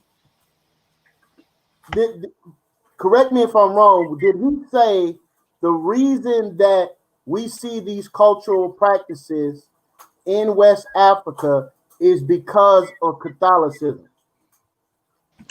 In a nutshell, yes. He was basically saying that Europeans introduced these customs to us, and Catholicism was one of the things that he said. Yes, absolutely, 100%. Yes. Well, I'm trying to figure out how is this possible when Catholicism don't hold to the practices that we see in Africa that links them to the Torah. It doesn't, and that's the point. Like Jabari was a Roman Catholic, so all of his dogma comes from Roman Catholicism, which is why even I told him And this is when the camera wasn't rolled. I said, I said, Garfield, you're going to wipe the floor with you. Because this whole thing about how Christianity takes everything from Kemet, I said, you talking about post-Nicene Council stuff. That's what you're talking about. As you go to that first century Christianity, I'm talking about first century, you're not going to see all these parallels to Kemet like what you're seeing later on. I said, he going to wipe the floor with you. You don't understand that because you're dealing with that Roman Catholicism, so you're not going beyond that. So, yeah, it's the same thing.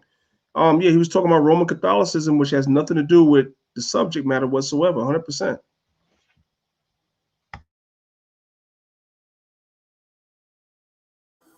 Yeah, man, because it's kind of strange to me because they have particular practices that we can see today. But when you go into the practices of the Torah, such as purification, right? Such as the way they deal with burial,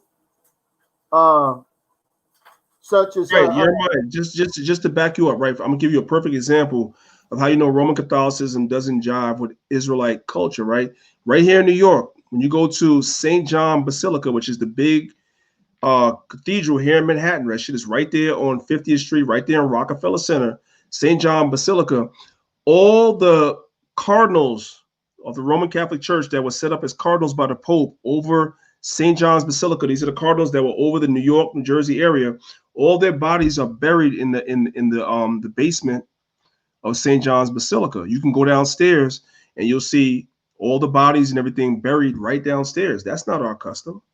100% not our custom. That's not biblical or nothing. You can't even come near a dead body. So 100% I'm just backing you up. What you're saying. Go ahead. Right, yeah, man. So, like the book you was quoting, because I remember you had said something about Babylon Timbuktu, and I think you had said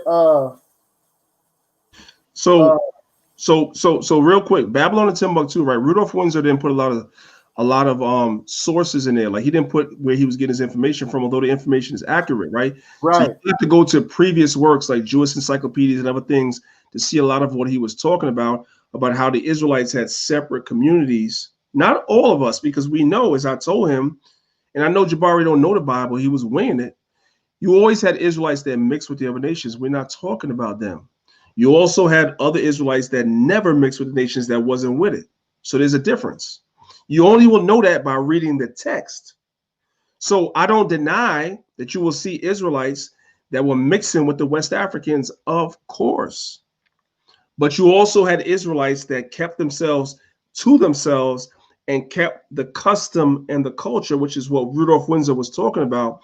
But he didn't put the sources in Babylon and Timbuktu. But if you research, you can find a lot of these things in different Jewish encyclopedias and things like that, what he was talking about. He just didn't put the sources in there.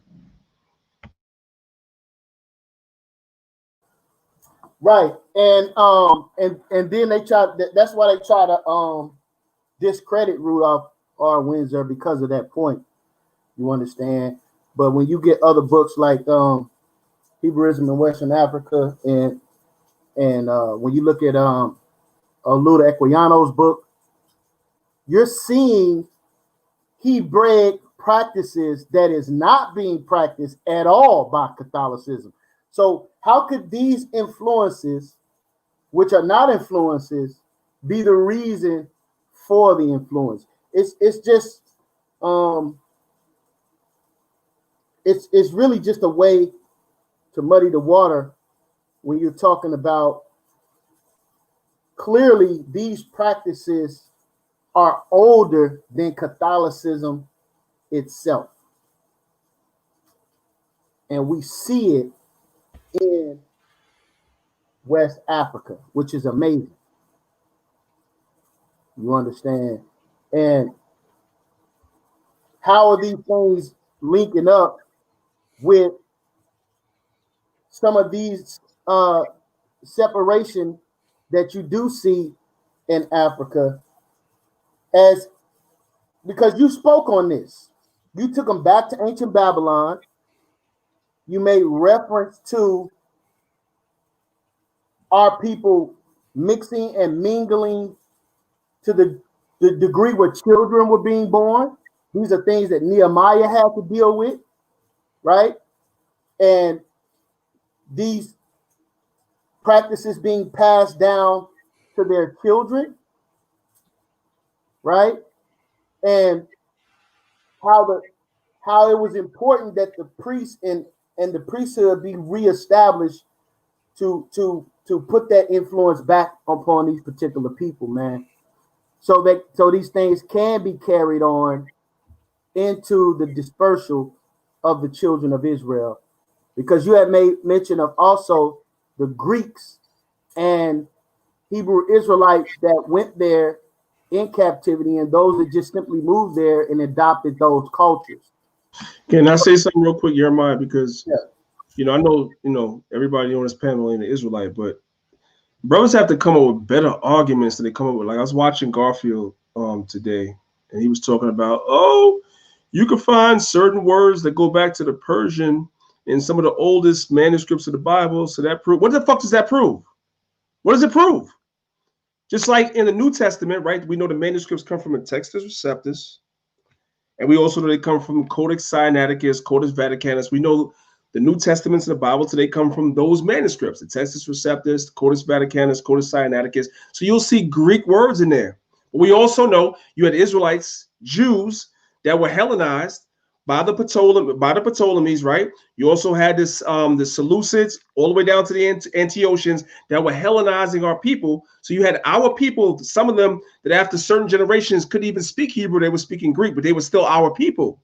So some of our records would be in those languages. Doesn't mean that it was the actual Greeks that was writing these records, but it was our people that were Hellenized, speaking those languages, that were writing these records. It's the same thing with the Persians. So these dudes be coming with these arguments, and they don't really be arguments at all if you really study. Yes, you might find some words that might be cognates to so-called Old Persian. Why? Because we were there. So you can have some of our people that spoke that language. So you'll find some of those words in our records the same way you will in the Greek, the same way you will in the Latin, so forth and so on. This is not hard stuff. But because they hate the Bible so much, they make these little small things into big things. But we are ready for that. That's the point. But go ahead. Yeah, so now I got to talk about the elephant in the room. I think this was a climactic part of the discussion with this so-called hard-hitting information that Jabari presented, that this loaded shotgun that he's been holding just for you, okay, about the sucking of the blood during circumcision. You gotta talk to me about this, brother. All right. Well, now I'm glad you brought it up. Let me speak about that real quick, right? So I'm not someone that studies the Mishnah whatsoever. Nevertheless, the Talmud, right? But I also know that those are not. So let me just speak about that real quick. I'll try to be brief, right? He tried to make those ancient records. 200 AD is not okay. Well, compared to the time we live in now, that would be ancient records, but it's not really ancient records. Ancient records would be something that goes back BC, and not even 1 BC, like, you know what I'm saying, maybe 500, 1000 BC. That's like ancient stuff. So he tried to make some modernized stuff into ancient records. That's number one. That was a problem. He understood what I was saying, but he was playing games. Okay, cool. Now that's what I'm gonna say to you, right? I don't really study the Mishnah or the Talmud. Zion Lex reached out to me after I had that discussion and explained to me that there is something in the Mishnah that speaks about suction, right? But the suction is not a man sucking a baby's penis. That's not what's in the Mishnah. And Zion Lex would know because he studies those records and he sent me the information. What he told me, and I can present to y'all what he told me, and I'm going to do some research on it too. The suction that's mentioned in the Mishnah is not a man sucking on a baby's penis, but it's actually, the suction is a gauze, meaning after you do the circumcision, you're supposed to wrap the baby's penis in some type of gauze, and the gauze suctions the blood out of the penis. It's not a man doing it.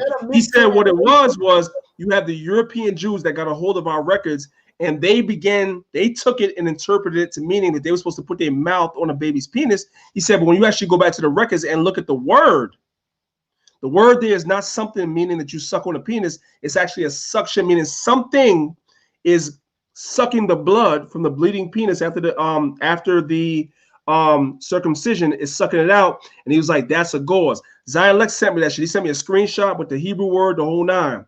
That's not my area of study. I'm not afraid to say that. What?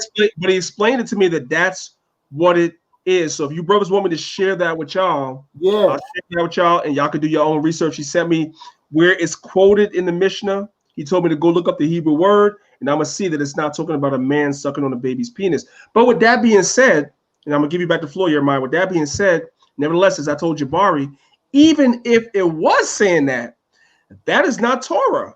The Torah never told us to suck a baby's penis, and you can't show it. The best you could do is come modern times, not even during the Roman Empire, but even after the Roman Empire fell. That's not ancient history. After the Roman Empire fell is ancient history. And he didn't expect me to understand and know that history. So he kind of looked a little shocked when I brought it out to him. So I'll just leave it there. Go ahead. Powerful. And I'm so thankful, man. And I definitely want to see that, man, because I know, and for you brothers that are watching, if you ever get confronted, because they like to recycle information in the so-called conscious community, if they feel that they got "I got you" moment, they're going to recycle that. And I guarantee you're going to be confronted with that. And so it's imperative that soon as I get the information, we're going to release it on the source so you all can have access to that, man. Can I just give Jeremiah real quick? A comment. Sometimes certain things is just common damn sense. If you get a cut in your flesh, right? You know what I'm saying? You got some people that might, like, if you cut your finger, some people do suck the blood out. I mean, you see people do that. They suck the blood out, right? But most people don't do that. They put a Band-Aid on it or some gauze. You saying you get a cut anywhere in your body, you put some Band-Aid and some gauze. You have surgery, you put some Band-Aids, and I mean, not Band-Aids, put some gauze on a cut, and the Band-Aids, and the gauze and the tape and everything. What does that do? That suctions out the blood until it stops bleeding. Like, it's common sense. It's common sense. Nobody does that but them so-called Jews. Nobody does that to an open cut but them so-called Jews. Everybody got sense but them.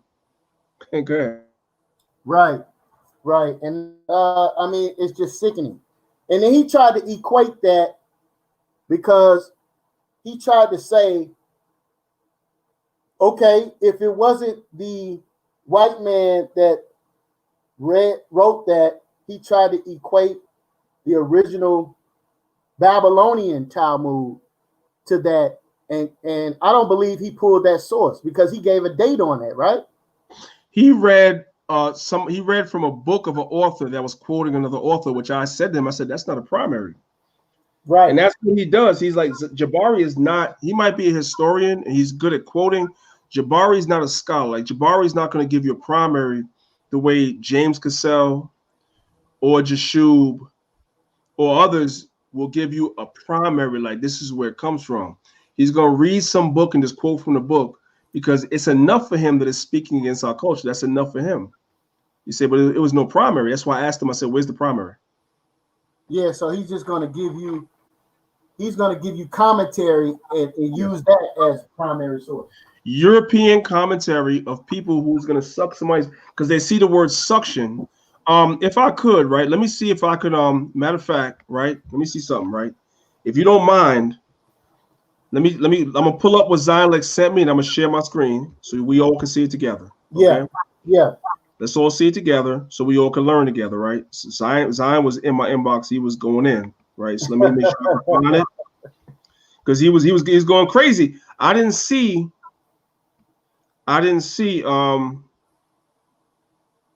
okay, here it is right here. Boom. Okay, I'm gonna pull it up for y'all right now. Okay, if you don't mind me, let me share my screen. Hopefully you guys can see it. Okay. All right. So this is it. Let me know when you can see my screen, Jeremiah. Got you. You got it? You can see it? Yeah. All right. So this is something. Listen, I'm never one to tell you I know everything because I don't know everything. If I didn't study it, I didn't study it. I didn't study the Mishnah, but I knew that wasn't in the Torah. But the brother was going crazy during when I was live. You know what I'm saying? He was supporting me, but he was also letting me know he read the Mishnah, and that was some bullshit Jabari was saying. So here's the proof, right? So this is Zion Lex, right? He put this in my inbox on Facebook, so y'all won't see this, but y'all have this now, and I can forward it to y'all, right? He said, Both the Mishnah Shabbat 19:2, which is what Jabari was quoting, and Shabbat 133b discuss the health risks for circumcision. He said the Mishnah, which is the source of the Talmud, says that we suction, metziza in Hebrew, the wound, and place a bandage of cumin, an herb with the disinfectant properties. The Talmud, which is a commentary on the Mishnah, says any Amhoel, ordained and trained ritual surgeon, who does not suction the wound creates a danger to life, possible deadly infection for whenever the blood clots and pools infect can set in, right? So these are the words that we're looking for. The word in the Hebrew, according to what he told me, is something that's a suction, which is like a bandage and so forth and so on, all right? He said, however, Orthodox European Jewry practice metziza. Now remember, right? Let me see real quick. They practice metziza bipe, to suction by mouth. They believe that by using one's mouth to suction, one can control the blood flow more, when in reality, this act makes the suction worse, as it can expose the infant to any blood-carrying diseases, as we saw in Brooklyn, where babies were popping up with herpes and all types of other stuff from these dudes doing this thing. This sick and despicable who was using their mouth as opposed to a gauze or instrument. The main thing to note here is that neither the Mishnah nor the Talmud, which both predate European Jewry, promotes this abominable act. Please learn the difference, right? So he's sent me this, right? You guys can see it's Shabbat 19:2 in the Mishnah. Y'all guys can look this up yourself. 700 CE. You have the Talmud, Shabbat 133b. You guys can look this up yourself. All right. So forth and so on. And you guys can see where it went from being a gauze that was used to suction the blood during the circumcision to where it was by mouth by the so-called Jews. And if any of you guys need this, I'll send it to Jeremiah, and Jeremiah can distribute it to you, brothers. Source up, baby. Now this is something I admit I've never studied, but he has. So all praise to the Most High. So we as Israelites, we got each other's back. The brother called me immediately and was like, "You was right, but here's the source to back up what you were saying." But I knew in the spirit I was right. That's not in the Torah. We don't do that. Right. There, Jeremiah, you got the floor. Man, source up, man. Source up, man. It's imperative that we become familiar with these arguments, man. Because I guarantee they're going to pull this on you. They're going to pull this on you. Looking at what these heathen are doing, attempting to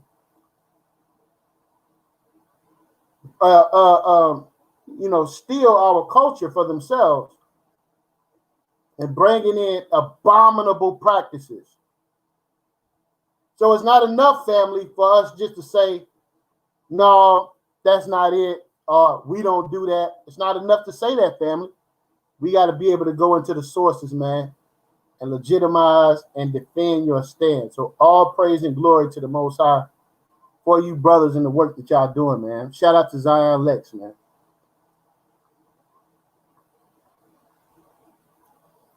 All right, man. So how did things kind of wrap up, man?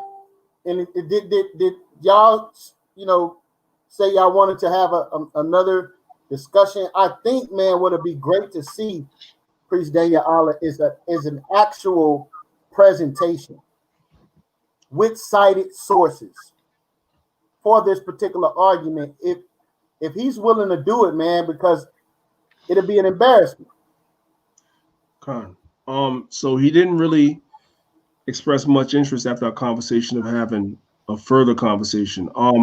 So after the cameras went off, we went into the whole thing. I didn't even watch the video to see where some of his cameras went off, but we had a conversation about the Passover. Did y'all see that? Y'all tell me, because y'all watched the video. I didn't watch the video Sunday that had on the channel. Did it cut off before the Passover part or no? Did it say? Yeah, it cut off. It cut off when you said that that's gay. Okay, so I'm just gonna fill y'all in on what else we talked about. Because Sonetta, I noticed he just started posting up some of the other videos on Sonetta Studios. So we had a conversation about the Passover, right? Of course, Sonetta brought the Passover. He said it was evil, it was wicked, was celebrating the killing of African children. I explained to him that that's not what the Passover is. The Passover is much greater than that. Of course, they did not accept my arguments. So they were saying that it's evil and it's wicked to celebrate the killing of women and children. That was their argument, of course. Of course. Let's cue the tug at the heartstrings, of course, right? So I explained to Jabari, and Jabari was playing games. If Sonetta posts this up, y'all will see. He's playing games, right? So I asked him, I said, Jabari, I said, okay, should we ever celebrate the killing of women and children? He said, no. I said, Jabari, there are monuments in Kemet, monuments, Right. nice suits, celebrating victories of war over Right. other African people. And I said, you do realize that if they're celebrating a victory over African people, I said, you do realize that women and children in those wars died. Yeah, brother, but it's not the same as war. It's not the same as the Passover. I said, it doesn't. I said, so you're making a difference between what's in our records where it says the Passover angel killed the firstborn. You're saying that it's different when a Passover angel kills women and children, as opposed to when a nice suit is celebrating the fact that they went to war and killed women and children. And we went back and forth for a half an hour because he was playing games. He challenged me. He challenged me to say that that never happened in Kemet, right? He thought I didn't know. Now, granted, at the moment I couldn't remember, but Google is a great tool. It's a great tool. So he typed in Google, nice suits, monuments for war. First thing that came up, Ramses II. He was holding them dudes right by their hair. Brought it up. He said, Jabari says to me, you don't even know who that is. I said, that's Ramses II. It looked to me like he was defeated again. I said, bro, this dude is celebrating a victory of war. I said, when he went to war, he killed women and children, right? And so we went back and forth for a half an hour. Him and Sonata was trying to argue with me. It's a difference between the death angel in the book of Exodus killing the firstborn of the Egyptians, women and children. It's different than if the Egyptian nice suit went to war and killed women and children. It's a difference. I said, I don't see no difference. I said, if you celebrating killing women and children, it doesn't matter whether you're doing it for Passover or you make a monument like Ramses II. And they got it, but they argued me down for 30 minutes. Okay, so that didn't go up. Y'all missed that. All right. Then we went into the argument about the what Brother Josh brought up, which was the Ankh Shashanki and all the so-called misogynistic works in the instructions of Ankh Shashanki, which was written during the Ptolemaic period. Well, at least the records the copies that we have are from the Ptolemaic period. So he and I were going back and forth because the scholars say that's the copy that they have, but it may be older than that. But he was trying to just fixate it in the Ptolemaic dynasty as though it wasn't older, to say, well, see, the Egyptians weren't really ruling, so that's why it was misogyny there. But I'm like, brother, it tells you in these books, which Jabari has the same book I have, because he agreed with me. He was even quoting the book that I was quoting, that the author says that the records are probably older than Ptolemy. But he didn't want to deal with that. He wanted to stick it in the Ptolemaic era, which I allowed him to do. And I said, okay, if we're going to do that, if you're going to fixate these records in the Ptolemaic era and say they don't reflect the ancient Egyptian writings, I said, then why an hour ago were you arguing with me when I told you that this so-called practice in the Mishnah of sucking a baby's dick is not something that was in the Torah? Why was you arguing with me? Right. It don't make no sense. If you're telling me these are later writings that don't reflect the earlier writings, that's what I said to you when I said the Mishnah does not reflect the older writings of the Torah. You argued with me for 30 minutes. So that's the stuff y'all didn't see. So that's the stuff y'all didn't see. Some of them may or may not put that stuff out. I don't know.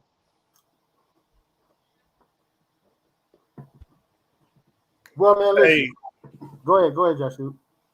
I was about to say it is reflected in older literature because he's on record saying the oldest book in the world is the Maxim Ptah-hotep. And in that book, the Maxim 21, it clearly states, keep your woman from power and suppress her. That's what it says. Now, If the Bible says, Yeshub, hold on 1 second. I don't want to cut. I'm Salakia for cutting you off. I know scripture said don't cut a man in speech, but I just want to help you out, right? Jabari, after I brought up Ankh Shashanki, right? Jabari said, I know there's something else you want me to talk to you. I know there's something else you want to talk to me about. I was like, no, there's not. He's like, yes, there is. I was like, no, there's not. He's like, yes, there is. I said, what do you think? I said, you think I want to talk to you about the maxims of Ptahhotep? He said, yes. He thought he had me. I said, Jabari, we already heard your weak explanation because you do know he made a response to you, Yeshub, right? You do know he made. I'm not saying it was good, but he made a response to you. No, I did not know he made it. Did you see it, Joshua? No, I didn't see it. Yes, Nope. He made a whole response to you on his channel at his shrine about a year ago. He's made a response to you since then. And so, okay, well, let me ask you this, Yeshub. Did you see the video that I put on my channel that Brother Josh did? No, I did not. Okay, so you got it. Just so you're in the loop, you might want to watch the video that I did. So let me bring you up. That's why I interrupted you. I'm sorry for doing it, but I kind of wanted to bring you up to date. So I remember when Jabari came on some type of live you brothers had, and you asked him about the maxims of Ptahhotep, and you had him confounded. So he went back and looked at it, right? So he did a response to you and others in the community that used your work, and said that he went in and read it, and he said that when it says keep her from power, I'm not asking you to respond because we know it's bullshit. He said it means keep her from the judge or some dumb shit he said. Whatever. Okay, cool. The brother Josh, who did the video on my channel, he responded to Jabari about that breakdown and went into 2 additional translations of the maxims of Ptahhotep, 2 additional translations in addition to the one that you used, and showed that it was definitely talking about keeping the woman quiet, restraining her, right? So when he and I were talking about it, he responded and gave the same answer again. So he's aware of you guys' breakdown. He does not accept you guys' breakdown. He has his own breakdown of what that shit means. So I just wanted to make you aware of that he did see what you said. He did see what Brother Josh said. And he's basically saying that you guys are misinterpreting it, blah, blah, blah, whatever. So you will see, I'm just making it clear, you will see that when Sanada puts that part out, which is not out, I just let him talk because I already know you're going to come back and Josh is going to come back. And since you guys made the initial argument, I left it alone. I let him talk. I asked him about it. I let him talk. I didn't rebut him. You guys can rebut him when you see his rebuttal. All right, but go ahead, Yeshub. Sorry about that. I mean, that's just fallacious as hell. I don't know how you reconcile the next part that says suppress her. You know what I'm saying? What does that mean? See, we start playing these word games and semantics instead of just reading it as is. You start to look silly. So that brother's silly, man. I would like him to read this whole thing in context and then break it down. Well, he did. He started up, I would say, about maybe 6 or 7 lines from where you started. He started way up and was showing how, and you can go back and look at this yourself. He was showing how it starts off speaking positively about your wife, and then it gets to that portion that you used. So that's the way I would want you to see it. Like I could tell you about it, but you got to see his response, and then you'll do better responding to it than if I could explain it to you. All right, so I'm gonna pull it up on the screen and just read this because this is madness. Let me see what you got, and I'll tell you where he started. Mm-hmm. I have 21 pulled up. Go up a little further. No, I can't go up. This is just the multiple translations of 21. You see right there where it says, if you are excellently well off, you should establish a household and love your wife. That's where he started. There you go. Well, that's true. Yeah, it says, love your wife with proper ardor, fill her belly, clothe her back, perfume is restorative for her limbs, make her joyful as long as you live. She is a field good for her Lord. You should not have her judged. So I guess he kind of stuck there. Yeah. The next line says, remove her from power, suppress her. When she sees anything, her eyes a storm wind to her. That's why you have to suppress her. Restraining her is how to make her remain in your house. Read this in context, man. Right. So what I want you to do, Yeshub, this is what I want you to do. I want you to wait for Sonetta to put the rest of the video out. You really need to see how he responded to this. And the reason why I didn't rebuttal him is because both you and Josh dealt with this. So I left it open-ended. I didn't say nothing. I let him talk, and I said, all right, no doubt. And I didn't say nothing. I want you to see how he deals with this because I can't really explain it to you better than what he's gonna say. But he did some snake shit. I'm telling you. I'm telling you. This is silly. I'm gonna read. Look at line 11. A female who is under her control is rainwater. Wow. You know what I'm saying? I believe the book of Sirach says something similar, don't it?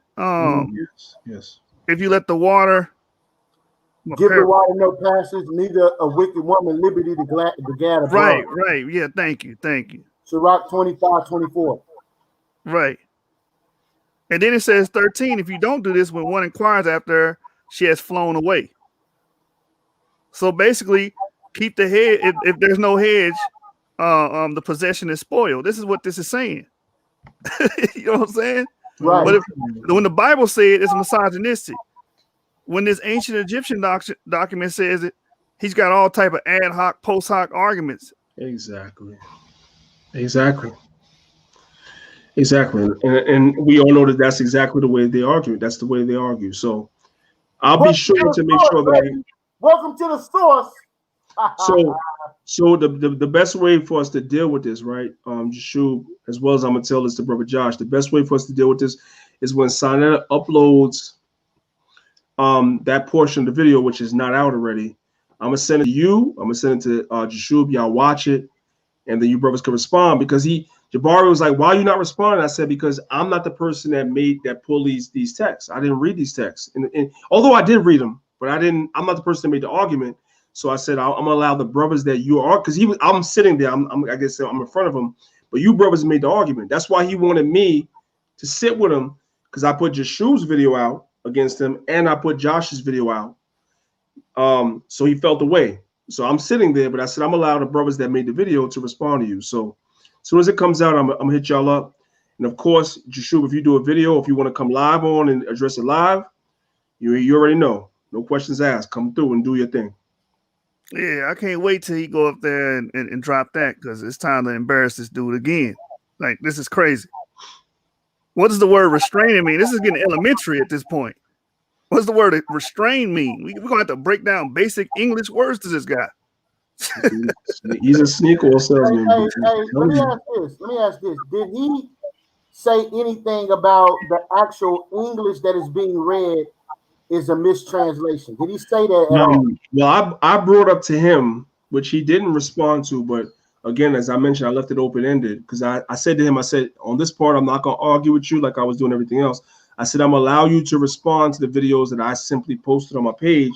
Since it's not my scholarship, I'm not going to argue with you. So he did not respond because what Josh did, I'm sure Jashub could have do it too. Josh used 3 translations. So I said, Jabari, I said, he didn't use 1 translation, he used 3. And he still was making excuses. So I let him live because I already know that my brothers is gonna come back. Like if I make a statement, I'm not gonna expect nobody else to come behind me and clean up. I'm gonna come behind and say, this is why I said what I said. So I knew what I was doing. I told Jabari, I'm not gonna argue with you because he was already nervous, as I told y'all. You talking about people threatening his life, Israelites and all that. So I let him live. I said, all right, no problem. I said, I'm gonna ask the brothers about what you said. As soon as Senator puts it up, I'm gonna hit y'all up with that stuff. And y'all go in. You can come on my channel. You can come here. You can come on both channels and clean that mess up. I already know y'all could do it. That's why I wasn't worried. I was like, it's nothing. Yeah, man. I mean, it's other translation that say it said, "Give her that for which she seeth, and that towards her eyes looketh. So shalt thou keep her in thine house." You know what I'm saying? So I mean, you're not gonna be able to get around it, man. But man, that's the reality, and that's the whole thing. Go back to, you know what I mean? Why her Shep should have to dress up like a dude, the rules. Yes. You know what I mean? What James at? James, you still on there? I think he watching from YouTube. Oh, okay. Well, shoot. I mean, James brought up a good point of when they burn them women up. You know what I'm Yeah, saying? In yeah, I'm Egypt. familiar with that. The king was blind or something like that, and he had to find virgin urine, pretty much. Was it virgin period blood or urine? I'm trying to remember the story. It was urine. It was urine. So he would search these women that were virgins and have them urinate on his eyes, according to the story, to gain his sight back. And if he didn't get his sight back, he would have her burnt because she wasn't a virgin. But you know, I use common sense, right? I asked Jabari, I said it's funny what you guys will see. I said it's funny that you talking to me about all this woman power stuff. I said, you said you and your wife are co-equals in the Shrine of Ma'at, but I only see you talking. I said, Anika's never on Sinetta. Never. I said, Polite's wife is never on. I said, you know what I'm saying? Baba Heru, like you name whoever you want to name from Kemet. I said, you guys all talk this all equality stuff in Kemet, but there's only men coming on here talking. I said, where's the women? Where's the women? Polite's wives don't talk. So y'all call us misogynists, but y'all be doing the same thing. You say you only see Hebrew men. I only see niggas that from Kemet, him saying talking too. I said, what's the point? You guys are hypocrites. And then I'm gonna say something there, y'all. I know niggas ain't gonna like it, but the reality is, can't no yeah, all right. Hold on, let me say this. I want you to go in on that story, Jane. Can't no man that ain't got no kids tell me about nothing about no household. It's easy to be co-equals when if y'all both going to work and y'all both coming home together and nobody's not responsible for nobody but yourselves. It's easy to be equal in a framework like that. But in a relationship framework where there's kids and somebody has got to govern the kids while somebody else got to go to work, it's going to always be a structure. It got to be a structure. You see what I'm saying? So, I mean, can't no dude that ain't got no kids tell nobody how to run it, what's best for how to structure a house with kids. Well, He's out of pocket for that, and then he was out of pocket for telling women what they should and shouldn't want. That's misogynistic in and of itself. That's patriarchal in and of itself. When as him as a man trying to speak for all women, like you can't. My wife is like that nigga can't speak for me. well, I mean, Who the hell is he? He don't even, and my wife said he ain't even got no kids. even science tells you that men and women are not equal based upon there's time periods where a woman is incapacitated and a man's not. You understand? A man is able to produce more muscle mass than a woman is able to produce naturally. You understand? So all those things within itself let you know that there's even with the text that we just read, these things that are required of the man to provide for the woman. I didn't see anything in that particular text about the woman providing those things for the man equally. It should be equally providing that for each other. But I don't see that in the text. You understand? Whether you understand it or not, a man being obligated to provide is misogyny, man. I don't give a damn what you say, bruh. It is. Because that is the responsibility of a man based upon his science and his genetic ability to be able to produce more muscle mass and not and have no time periods where he's incapacitated, such as a woman during pregnancy or a monthly thing. You understand? So this is just genetic science, man. You're just looking at it, man. It's evident. But you want to promote science, but then speak against science at the same time. I yield. Right. There is no equality of men and women in ancient Egypt, and it's very androcentric and patriarchal. And like a lot of the examples he used are very, very laughable, man. Because he talked about, oh well, the women were priests. They were pretty much flower girls. Right. They were flower girls. You know, these were priestess. Yeah, flower girls. When you read about them, What about the sacred prostitutes? The temple prostitutes. See, I wasn't gonna go there with it. I'm just gonna stick to the flower girls. Damn. A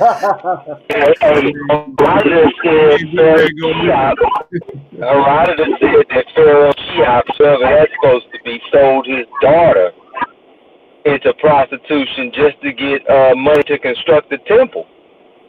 Yeah. That's what a lot of us say. Then he talk about Ubaner, who was a pharaoh who burnt his wives for adultery. You got one tale where it talks about how a pharaoh was blind, right? So the oracle tells him in order to cure his blindness, he has to get pee put in his eyes from a woman who hasn't committed adultery. So he tests most of his wives, they all fail. He tests nobles' wives, they all fail. And then when he finally got someone who did cure his blindness through pee, he married her and then burned all the rest of the women in a village. And burned the whole village and women inside of it for adultery. Now that sounds like misogyny to me. Right.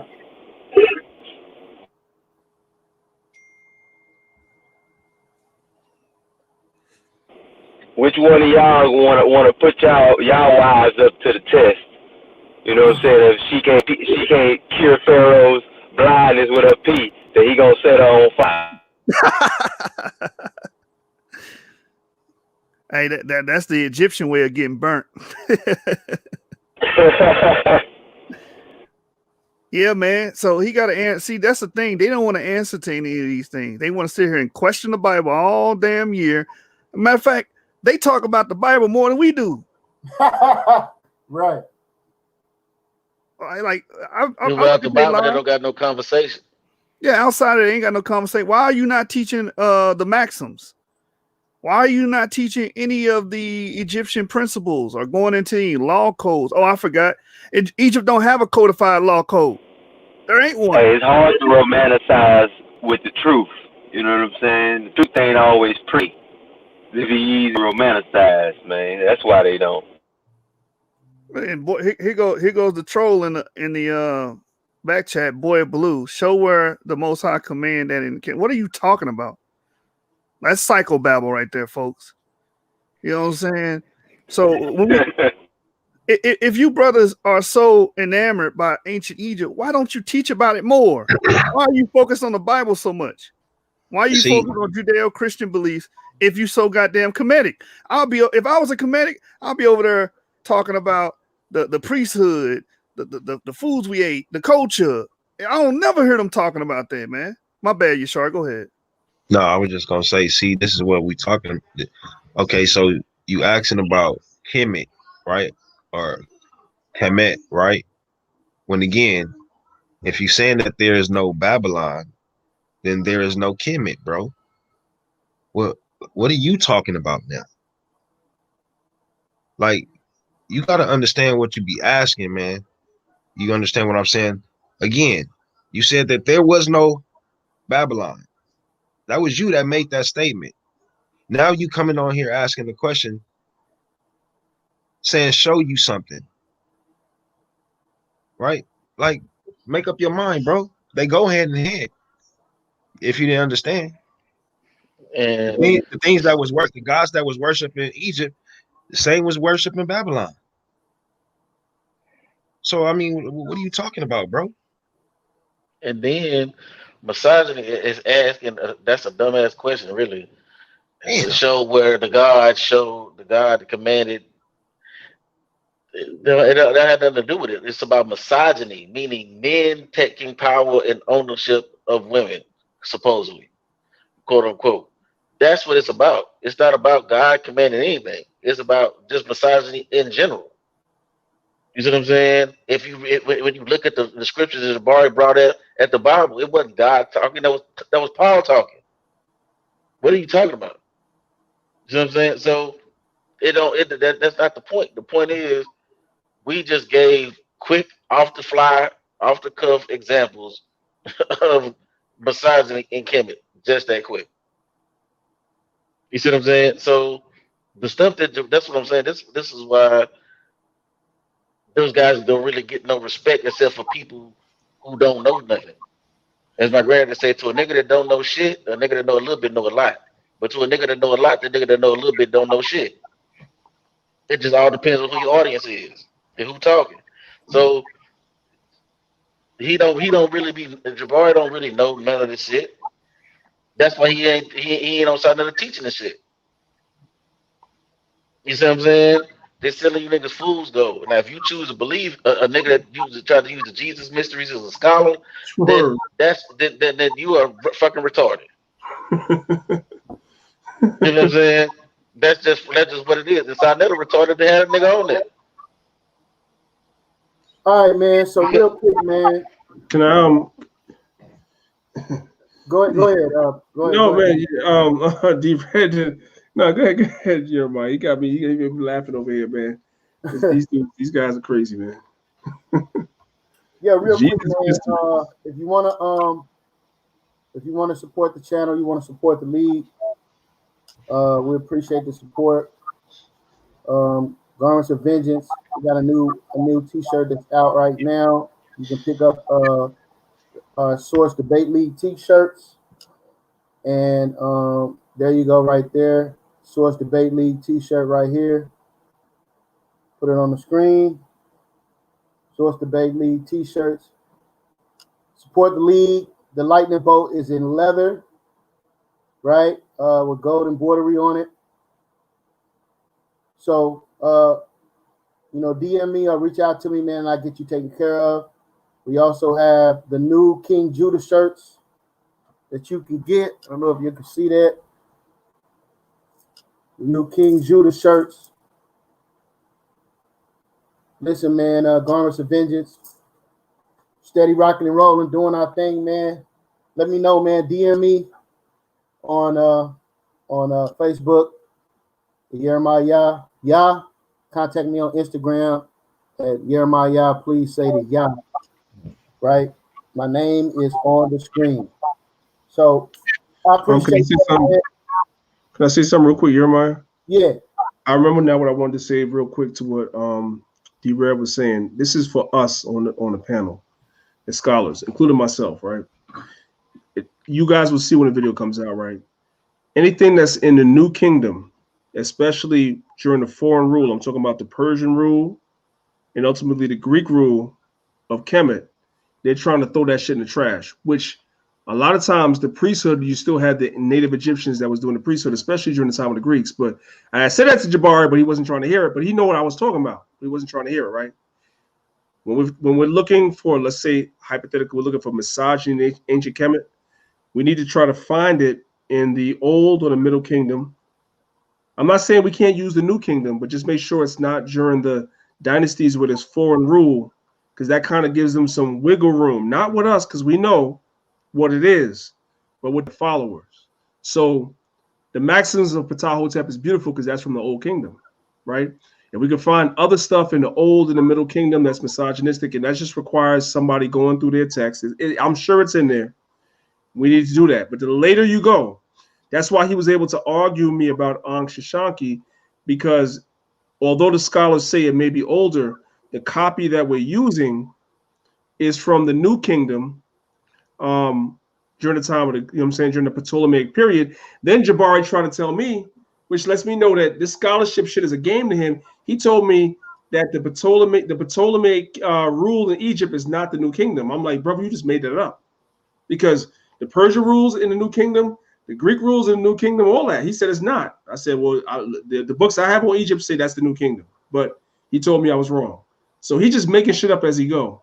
So we have to be very careful. These guys are very slippery. Wow. Yeah, you'll see it when it comes out. He told me I was wrong. The Ptolemaic rule was not the New Kingdom. I just looked at him. I said, man. I said, all right, bro. I'm gonna give you that. I'm gonna give you that. But I know he's full of shit. But I'm gonna give you that. You know what I'm saying? Because it's not about. It wasn't for me. It wasn't about there to be contentious. People like y'all brothers that know history. Y'all know he don't know what the fuck he talking about. So I already knew that. So I said, I'm gonna let you have that. But I'm just trying to show you how slippery he is.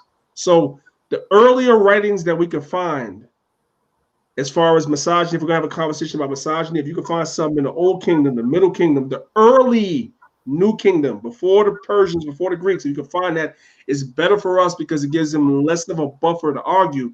He was arguing with me about the Ankh Shashanki stuff because that was during the Ptolemaic rule, at least the copies that we have. But I showed them that the scholars say it's probably older than that, but we don't have those records. That's the problem. That's it. Can we get Jabari over here? Can we get Jabari over here? Because I'm gonna ask him. Okay, let's do the Ptolemy thing, right? Who were the people in the land of Egypt during the time of Ptolemy? The Ptolemaic rule. Was it a blanket of white people? Were the Egyptian who taught them Egyptian customs? It was obviously the Egyptian priests, just like we taught. We wrote the Septuagint. We know this, but he was arguing with me about it because the people in Sunday, no disrespect in case Sunday is listening, but we all know this. Shub, you know this. D-Red, you know this. Jeremiah, you know, the people in Sunday's chat are stupid. I'll leave it there. Well, man, I think they're one thing about so-called conscious community. If you're able to piece together certain big words and sound, like you have a certain level of intelligence, then they'll take your word for it. You understand? When within our culture, it's the opposite, right? We have to be able to take complex ideas and complex measures and simplify them to a way that a child can understand. That way, information has a better chance of flowing through our community. But them, on the other hand, they honor people for their rhetoric.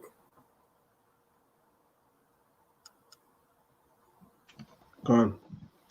I'll ask. I'll talk to Sunday and ask if he wants to come over here, but I doubt it. I've talked to him a couple of times. I've talked to Jabari a couple of times, and he said he would do it, but that was He might. Of all of them, he might. I know the rest of them won't because they have to be in a comfortable space where they could be saved when y'all really start jumping on their neck about sources. But he might. Because that's what it's about, man. At the end of the day, like we don't want to take your word for it, man. You know what I mean?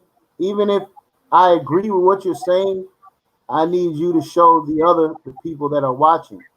You understand? These are supposed to be platforms that teach and allow people to go and research the information that's being presented.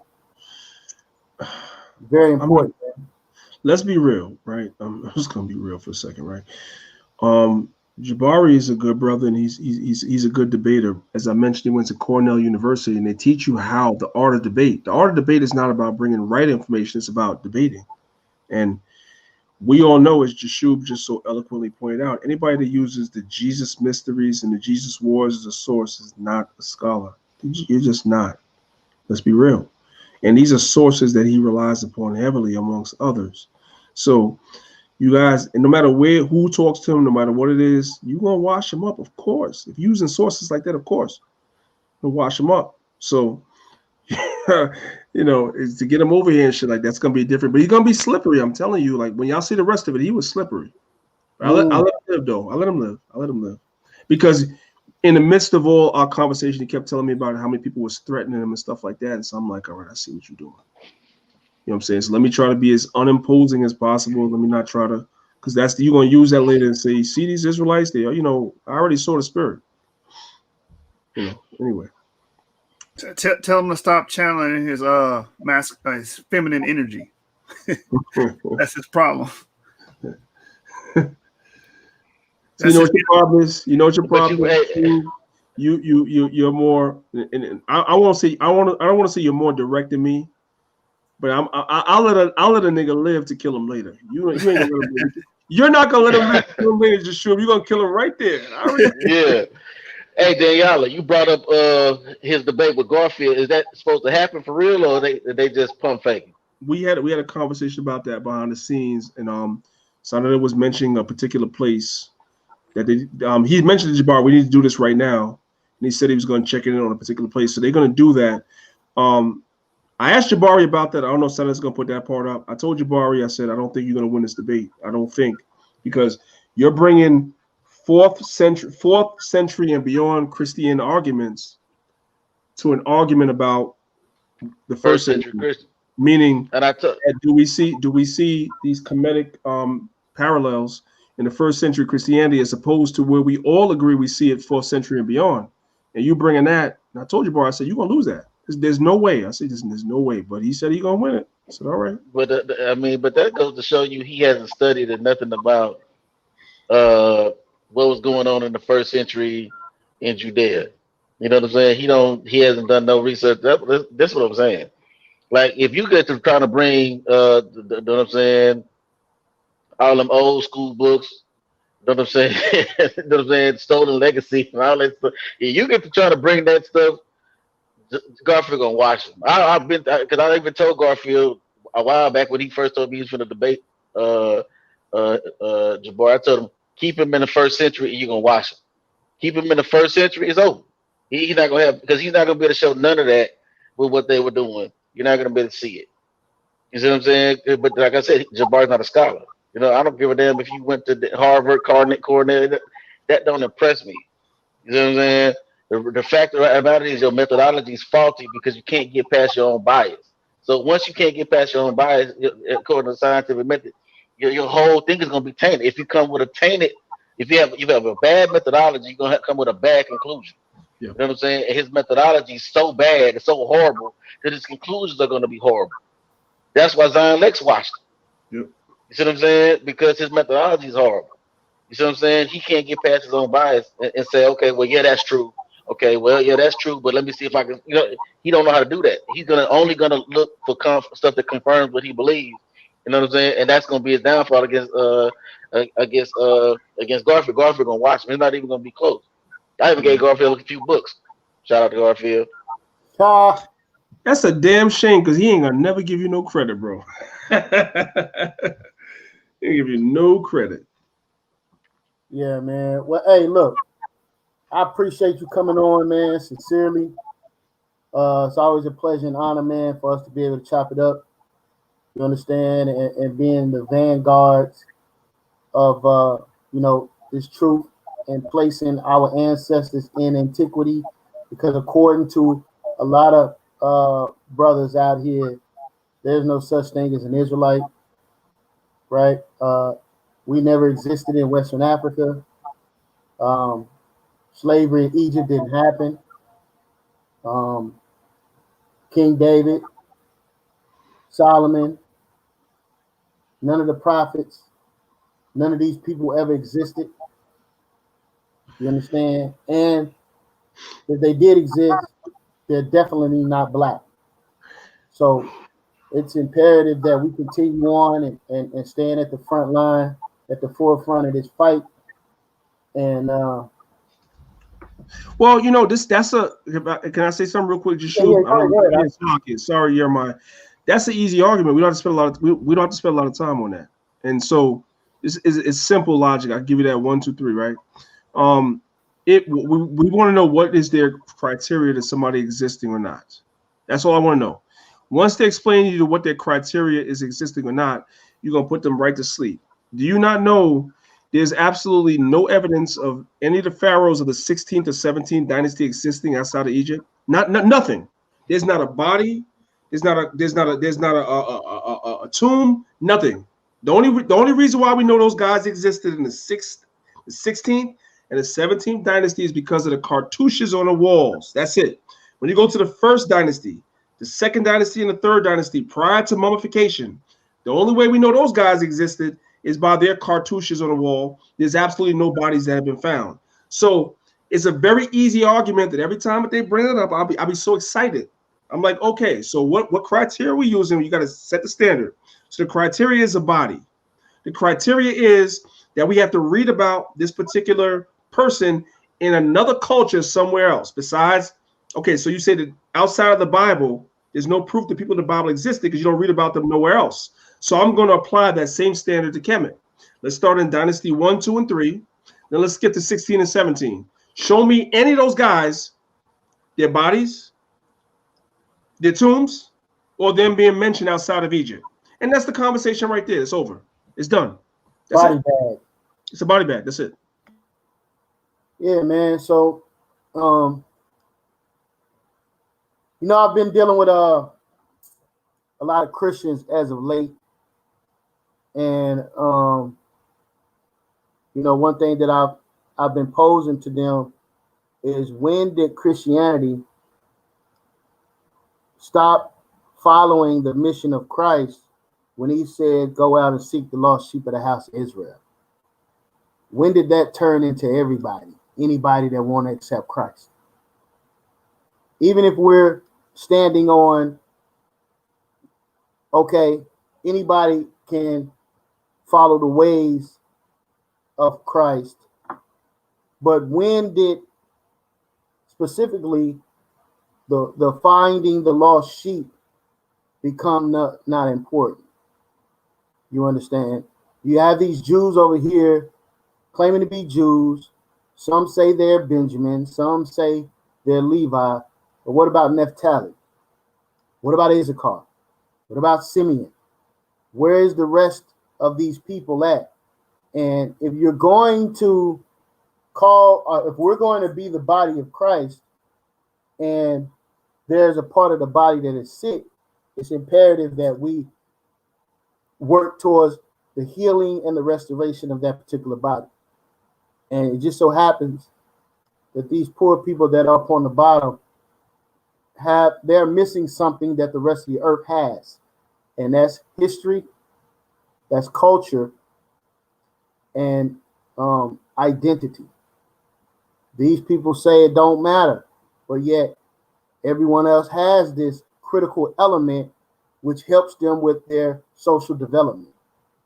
You understand? So I've been working diligently to raise the level of the importance of restoring these people, mind, body, and soul.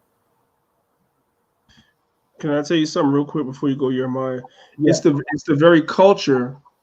If you read the book Hebrews to Negroes, not Hebrews to Negroes, I'm bugging. If you read the book Hebrewisms of West Africa, that's one of the ways that they traced the people that went to the New World, how we're the Hebrews. It is through culture. I mean, the whole book is about culture. They studied the culture in all of its aspects, and that's how they were able to link us in the West here back to the people in West Africa who have an oral tradition that they come from Israel. It's that simple. So any Negro that tells you they're an Israelite but they ain't dealing with culture is lost. You're just lost. You don't know a damn thing, and you're borderline a Christian. And that comes from me. Anybody else talking, that's coming from me. Right, man. And any civilization. Hold on 1 second, Jeremiah. Somebody asked in the chat, can we get any of the prophets' bodies of the Bible to even be taken historical? Well, let me ask you a question, Craig Scruggs. Let me ask you a question. Can you show me any of the bodies of the pharaohs in Egypt from Dynasty 1, 2, or 3 to prove that they were historical? Can you do that? Now, let's give each other the same standard. Show me a body that has been recovered from Dynasty 1, 2, or 3. Because I bet you're going to tell me they were real people. Show me a body. And let's Dynasty 1, 2, and let's take it further. And let's take it further than that, Danyaahla. Ask him where's Genghis Khan's body? Where's Kublai Khan's body? Where's Alexander the Greek's body? Right. Where's King Darius' body? You know, so it's called the Aristotelian dictum, when you got to apply the same line of thought across the board in every situation. Now he's saying it's non-secular. So now you want to apply a different standard to the Bible and then the rest of the history. We're not doing that. We're not doing that. Craig, man. We're not doing that. Craig, this is what I can do for you, Craig, right? What I can do, this is tanks on the ground. You know what it is. I can show you the tomb of Ruth, right? Where they located it at, according to their understanding, right? Since we ain't over there being able to dig up, and so everybody is getting secondhand, third-hand, fourth-hand information, right? So because they gave you some information about Egypt with nobody as evidence, I can show you a tomb of Ruth. Can you show Priest Danyaahla what he just asked you? Without ask it again, Yashar. You was going in and out. Can you continue? Can you address the question Priest Danyaahla asked you? This guy's playing games. No, hold up, Slakia Shar. This guy's playing games. I didn't ask you about thousands of mummies being recovered. I agree with that. They have thousands of mummies. I asked you for your kings, not the mummies that they done recovered. That most of them are from the New Kingdom. I didn't ask you that. I know you came over here, thought you had something, but you don't have nothing. We're asking you. Let's start at the beginning of Kemet. Kemet is the oldest civilization. Let's start at the beginning with your kings. You can Google it while we're talking. Show me any bodies of your pharaohs from the first, second, or third dynasty. We can skip to the Middle Kingdom, 16 or 17. Show me where their bodies have been found. Because you say if you don't have a body, they didn't exist. So show us. We'd love to see it. Hold up. And I'm starting in Egypt. If I was to go to pre-dynastic Egypt, way before they ever started mummifying, if I was to go to Kush and Punt and ask you to show some of those bodies before Kemet, you'd be finished. So I'm not even being unfair. I'm asking you just about Egypt. Show us some bodies from the first, second, or third dynasty. Because you guys say if you don't have a body, they didn't exist. You guys are always bragging about how many mummies. Yeah, it's a weak argument, but you ain't answering it. You said they have thousands of bodies. From where are those thousands of bodies from? What dynasty is that? Is it the Old Kingdom, the Middle Kingdom, or the New Kingdom? Those thousands of bodies you just mentioned, where are they from? Help us out. Teach us. We're going to be quiet. I know it's a weak argument, so teach us. Those thousands of bodies they found, is it from the Old Kingdom, the Middle Kingdom, or the New Kingdom? I bet you they're not from the Old Kingdom. I bet you. Hey, D-Red. This one is for you. Alexander's tomb is found in America. It's found where? In America. What? You can have that. I'm not even gonna dignify that with an answer, man. That's the dumbest shit I ever heard in my life. I knew you was gonna get a kick out of that though. When rocks cry out, brother. Yeah. When rocks cry out, brother. Let me just say this real quick, right? Let me just say this real quick. I don't want to dominate, but these guys, you don't understand how many Kemetic dudes out of argue. You saying this is some pseudo methodology, but you sure ain't answering. You got a lot to say, but you're not answering. Ain't nothing pseudo because I'm not presenting no information. I'm asking you for information. How am I pseudo by asking you for information? I ask you to provide me with Danyaahla, this bodies of pharaohs. This what you should have been doing. The priest over there, man. But go ahead. Jabari didn't want that. That's why I was kind of giving him a break. I want bodies of pharaohs from dynasty 1, 2, or 3. Furthermore, let me just say this, and I'm gonna fall back. Right? Yeah. You have pharaohs whose cartouches are on the wall at Abydos. I'm gonna give you a name. Like you got Merenhor. Now I'm going above your head, Craig Scruggs. I'm going above your head, like we Israelites do. I'm going above your head. You have a pharaoh named Merenhor. His cartouche is on the wall at Abydos. Outside of his cartouche being on the wall at Abydos, we don't know nothing else about him. Nobody's ever found a body. Nobody's ever found a papyrus that tells you when he was born, who his wife was, who his children was, nothing. We don't know nothing about this guy. Nothing except his cartouche is on a wall at Abydos.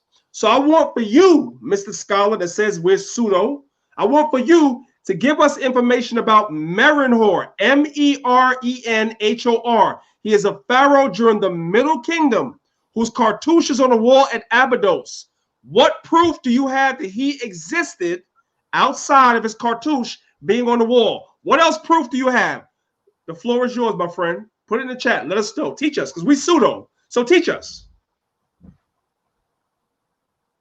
Right. So I didn't ask you about this. You watch this, Jeremiah. You see that? Did I ask him about the 6th dynasty? Did I ask him about I said 1, 2, 3, 16, 17. He's in here arguing about the damn 6th dynasty. Boy Blue says that's a horrible argument. Y'all ask about Egypt. Y'all ask about is Egypt Israelites have no information. You're not answering my question. You see how you guys play? That's what Jabari was doing. That's what Jabari was doing. I'm asking you questions about your culture. You have no answers, so you are deflecting. You're deflecting because you guys have no answers. We already know. Yeah, and what's your reasoning why you can't produce these bodies, man? What's up with that, man? Because bodies are not proof that somebody freaking existed. Because the only culture that had a culture of preserving bodies was Kemet. If you go up and down the rest of the Nile Valley, if you go to Punt, if you go to Kush, etc., none of these cultures had bodies mummified, so you can't find their kings either. It's only Kemet. So it's a stupid ass argument. The Israelites did not have a process of mummification, right? We had a process of burying our bones in ossuaries, so forth and so on. We did not preserve the bodies. We couldn't even be around the body if you were a priest. That was not our culture. So you would not find preserved bodies of our prophets. We didn't do that. So it's not the same. It's a stupid ass argument by people that don't research. Yeah, we're slowish. Hey, you know what's so funny? I'm gonna fall back because I gotta go. You know, nigga said we stupid as shit, but guess what? He ain't answering our question though. I could be stupid all day, nigga, but you ain't answering my goddamn question. Give me a body from the first 3 dynasties of Egypt. That's what I want to know. I want to know where is it in the museum? You said your boy said you got thousands of mummies. Goddamn, one of those mummies should be from the first 3 dynasties of Egypt. At least one. At least one of your pharaohs should be from the first. Oh, so now it ain't your culture. That's what I thought. Okay. You have a nice night, man. Nice night. Yeah, Jeremiah, you see why I don't get on here and debate with these niggas? Listen, man, it's beneath me. It's crazy. Yeah. Hey, man, look. Keep doing your thing, man. You know what I'm saying? I appreciate you coming on, man. And when I seen that, I was like, yo, man, I got to reach out to my brother, bring him on, because we was already talking about it. You know what I'm saying? I was like, yeah, man, we got to get him on here so we can kind of dive off into some of these things, man. So I appreciate you, man, coming on, and keep doing what you're doing, man. We're going to keep supporting one another and bigging up the movement, man. Yes, I appreciate y'all. Thank y'all, brothers, for inviting me on here. I'm honored. I respect all you brothers, even the brother King Seth that may disagree with us or whatever. Like I respect all you brothers. You brothers are doing a great job. I'm watching on the sidelines. That's why I'm familiar with the arguments. Yeah. I'll be watching on the sidelines, whether y'all know I'm in here or not. I'll be watching. I'll be listening to these arguments, and I'm like, that was stupid. But I go do some research so that if I'm called to the carpet, I can just, I can come with my daggers ready to go. Yeah. I'm out of here, man. I forgot, man, that you told me a couple of months back, man, that you was getting that itch to get in the ring, man. So you know what I mean? You gotta let the source host that, man. If I do, there's no place else I'll do that but here. That's right. But just don't bring me these comment board niggas, man. These niggas stupid. Word. Like, let me Yo, we gotta work something out, man. We gotta get you the right guy, man. But you just said it publicly, man.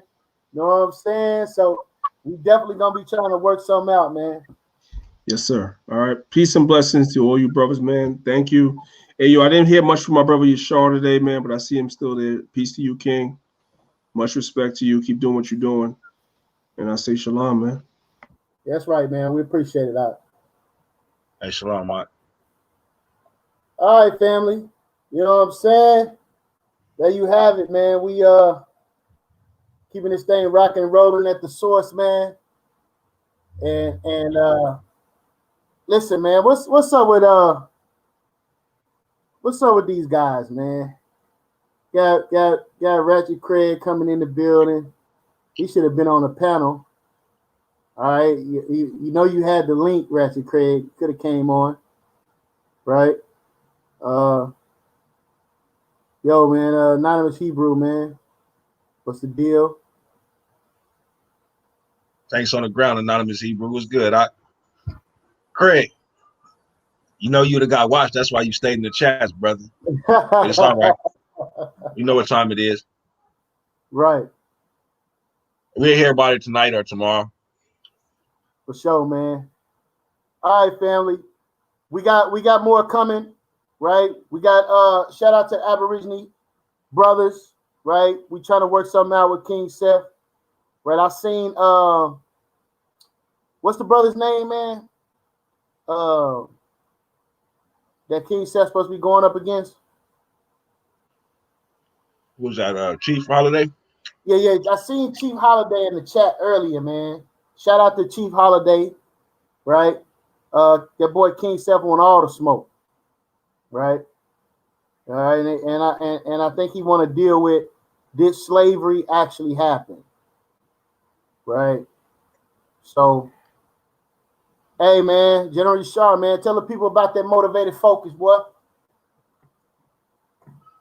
Yeah, shalom, family. It's a state of mind, family. You know, your motivation should always fuel your focus to accomplish our goals, whether it's for self or for our communities, fam. You know what I'm saying? So, with that being said, if you look at the logo, right, the olive branches represent Yal Sharad, right, being the northern tribe. Then we got the crown representing the southern tribe. You understand what I'm saying? So everything that's related to the logo itself, including the meaning of the word, the phrase motivated focus, is related to our heritage, family, to keep us motivated, to keep, to keep us motivated and focused to keep our law, statutes, and commandments. You understand? So this is what it is. This is what it's always going to be when it comes down to what I stand for and what the Most High has given me to bring forth to the family, right? So listen, you can find some merchandise on Instagram, Motivated Focus, and I got a page on Facebook. You can pull it up, Motivated Focus, but I'm gonna establish another one, so it's strictly business, right? And with that being said, also again, I got the Motivated Focus uh, website still in the making, so be on the lookout for it, family. Yeah, man. Garments of Vengeance, man. Got the new T-shirt, King Judah, right? Y'all get with me, man.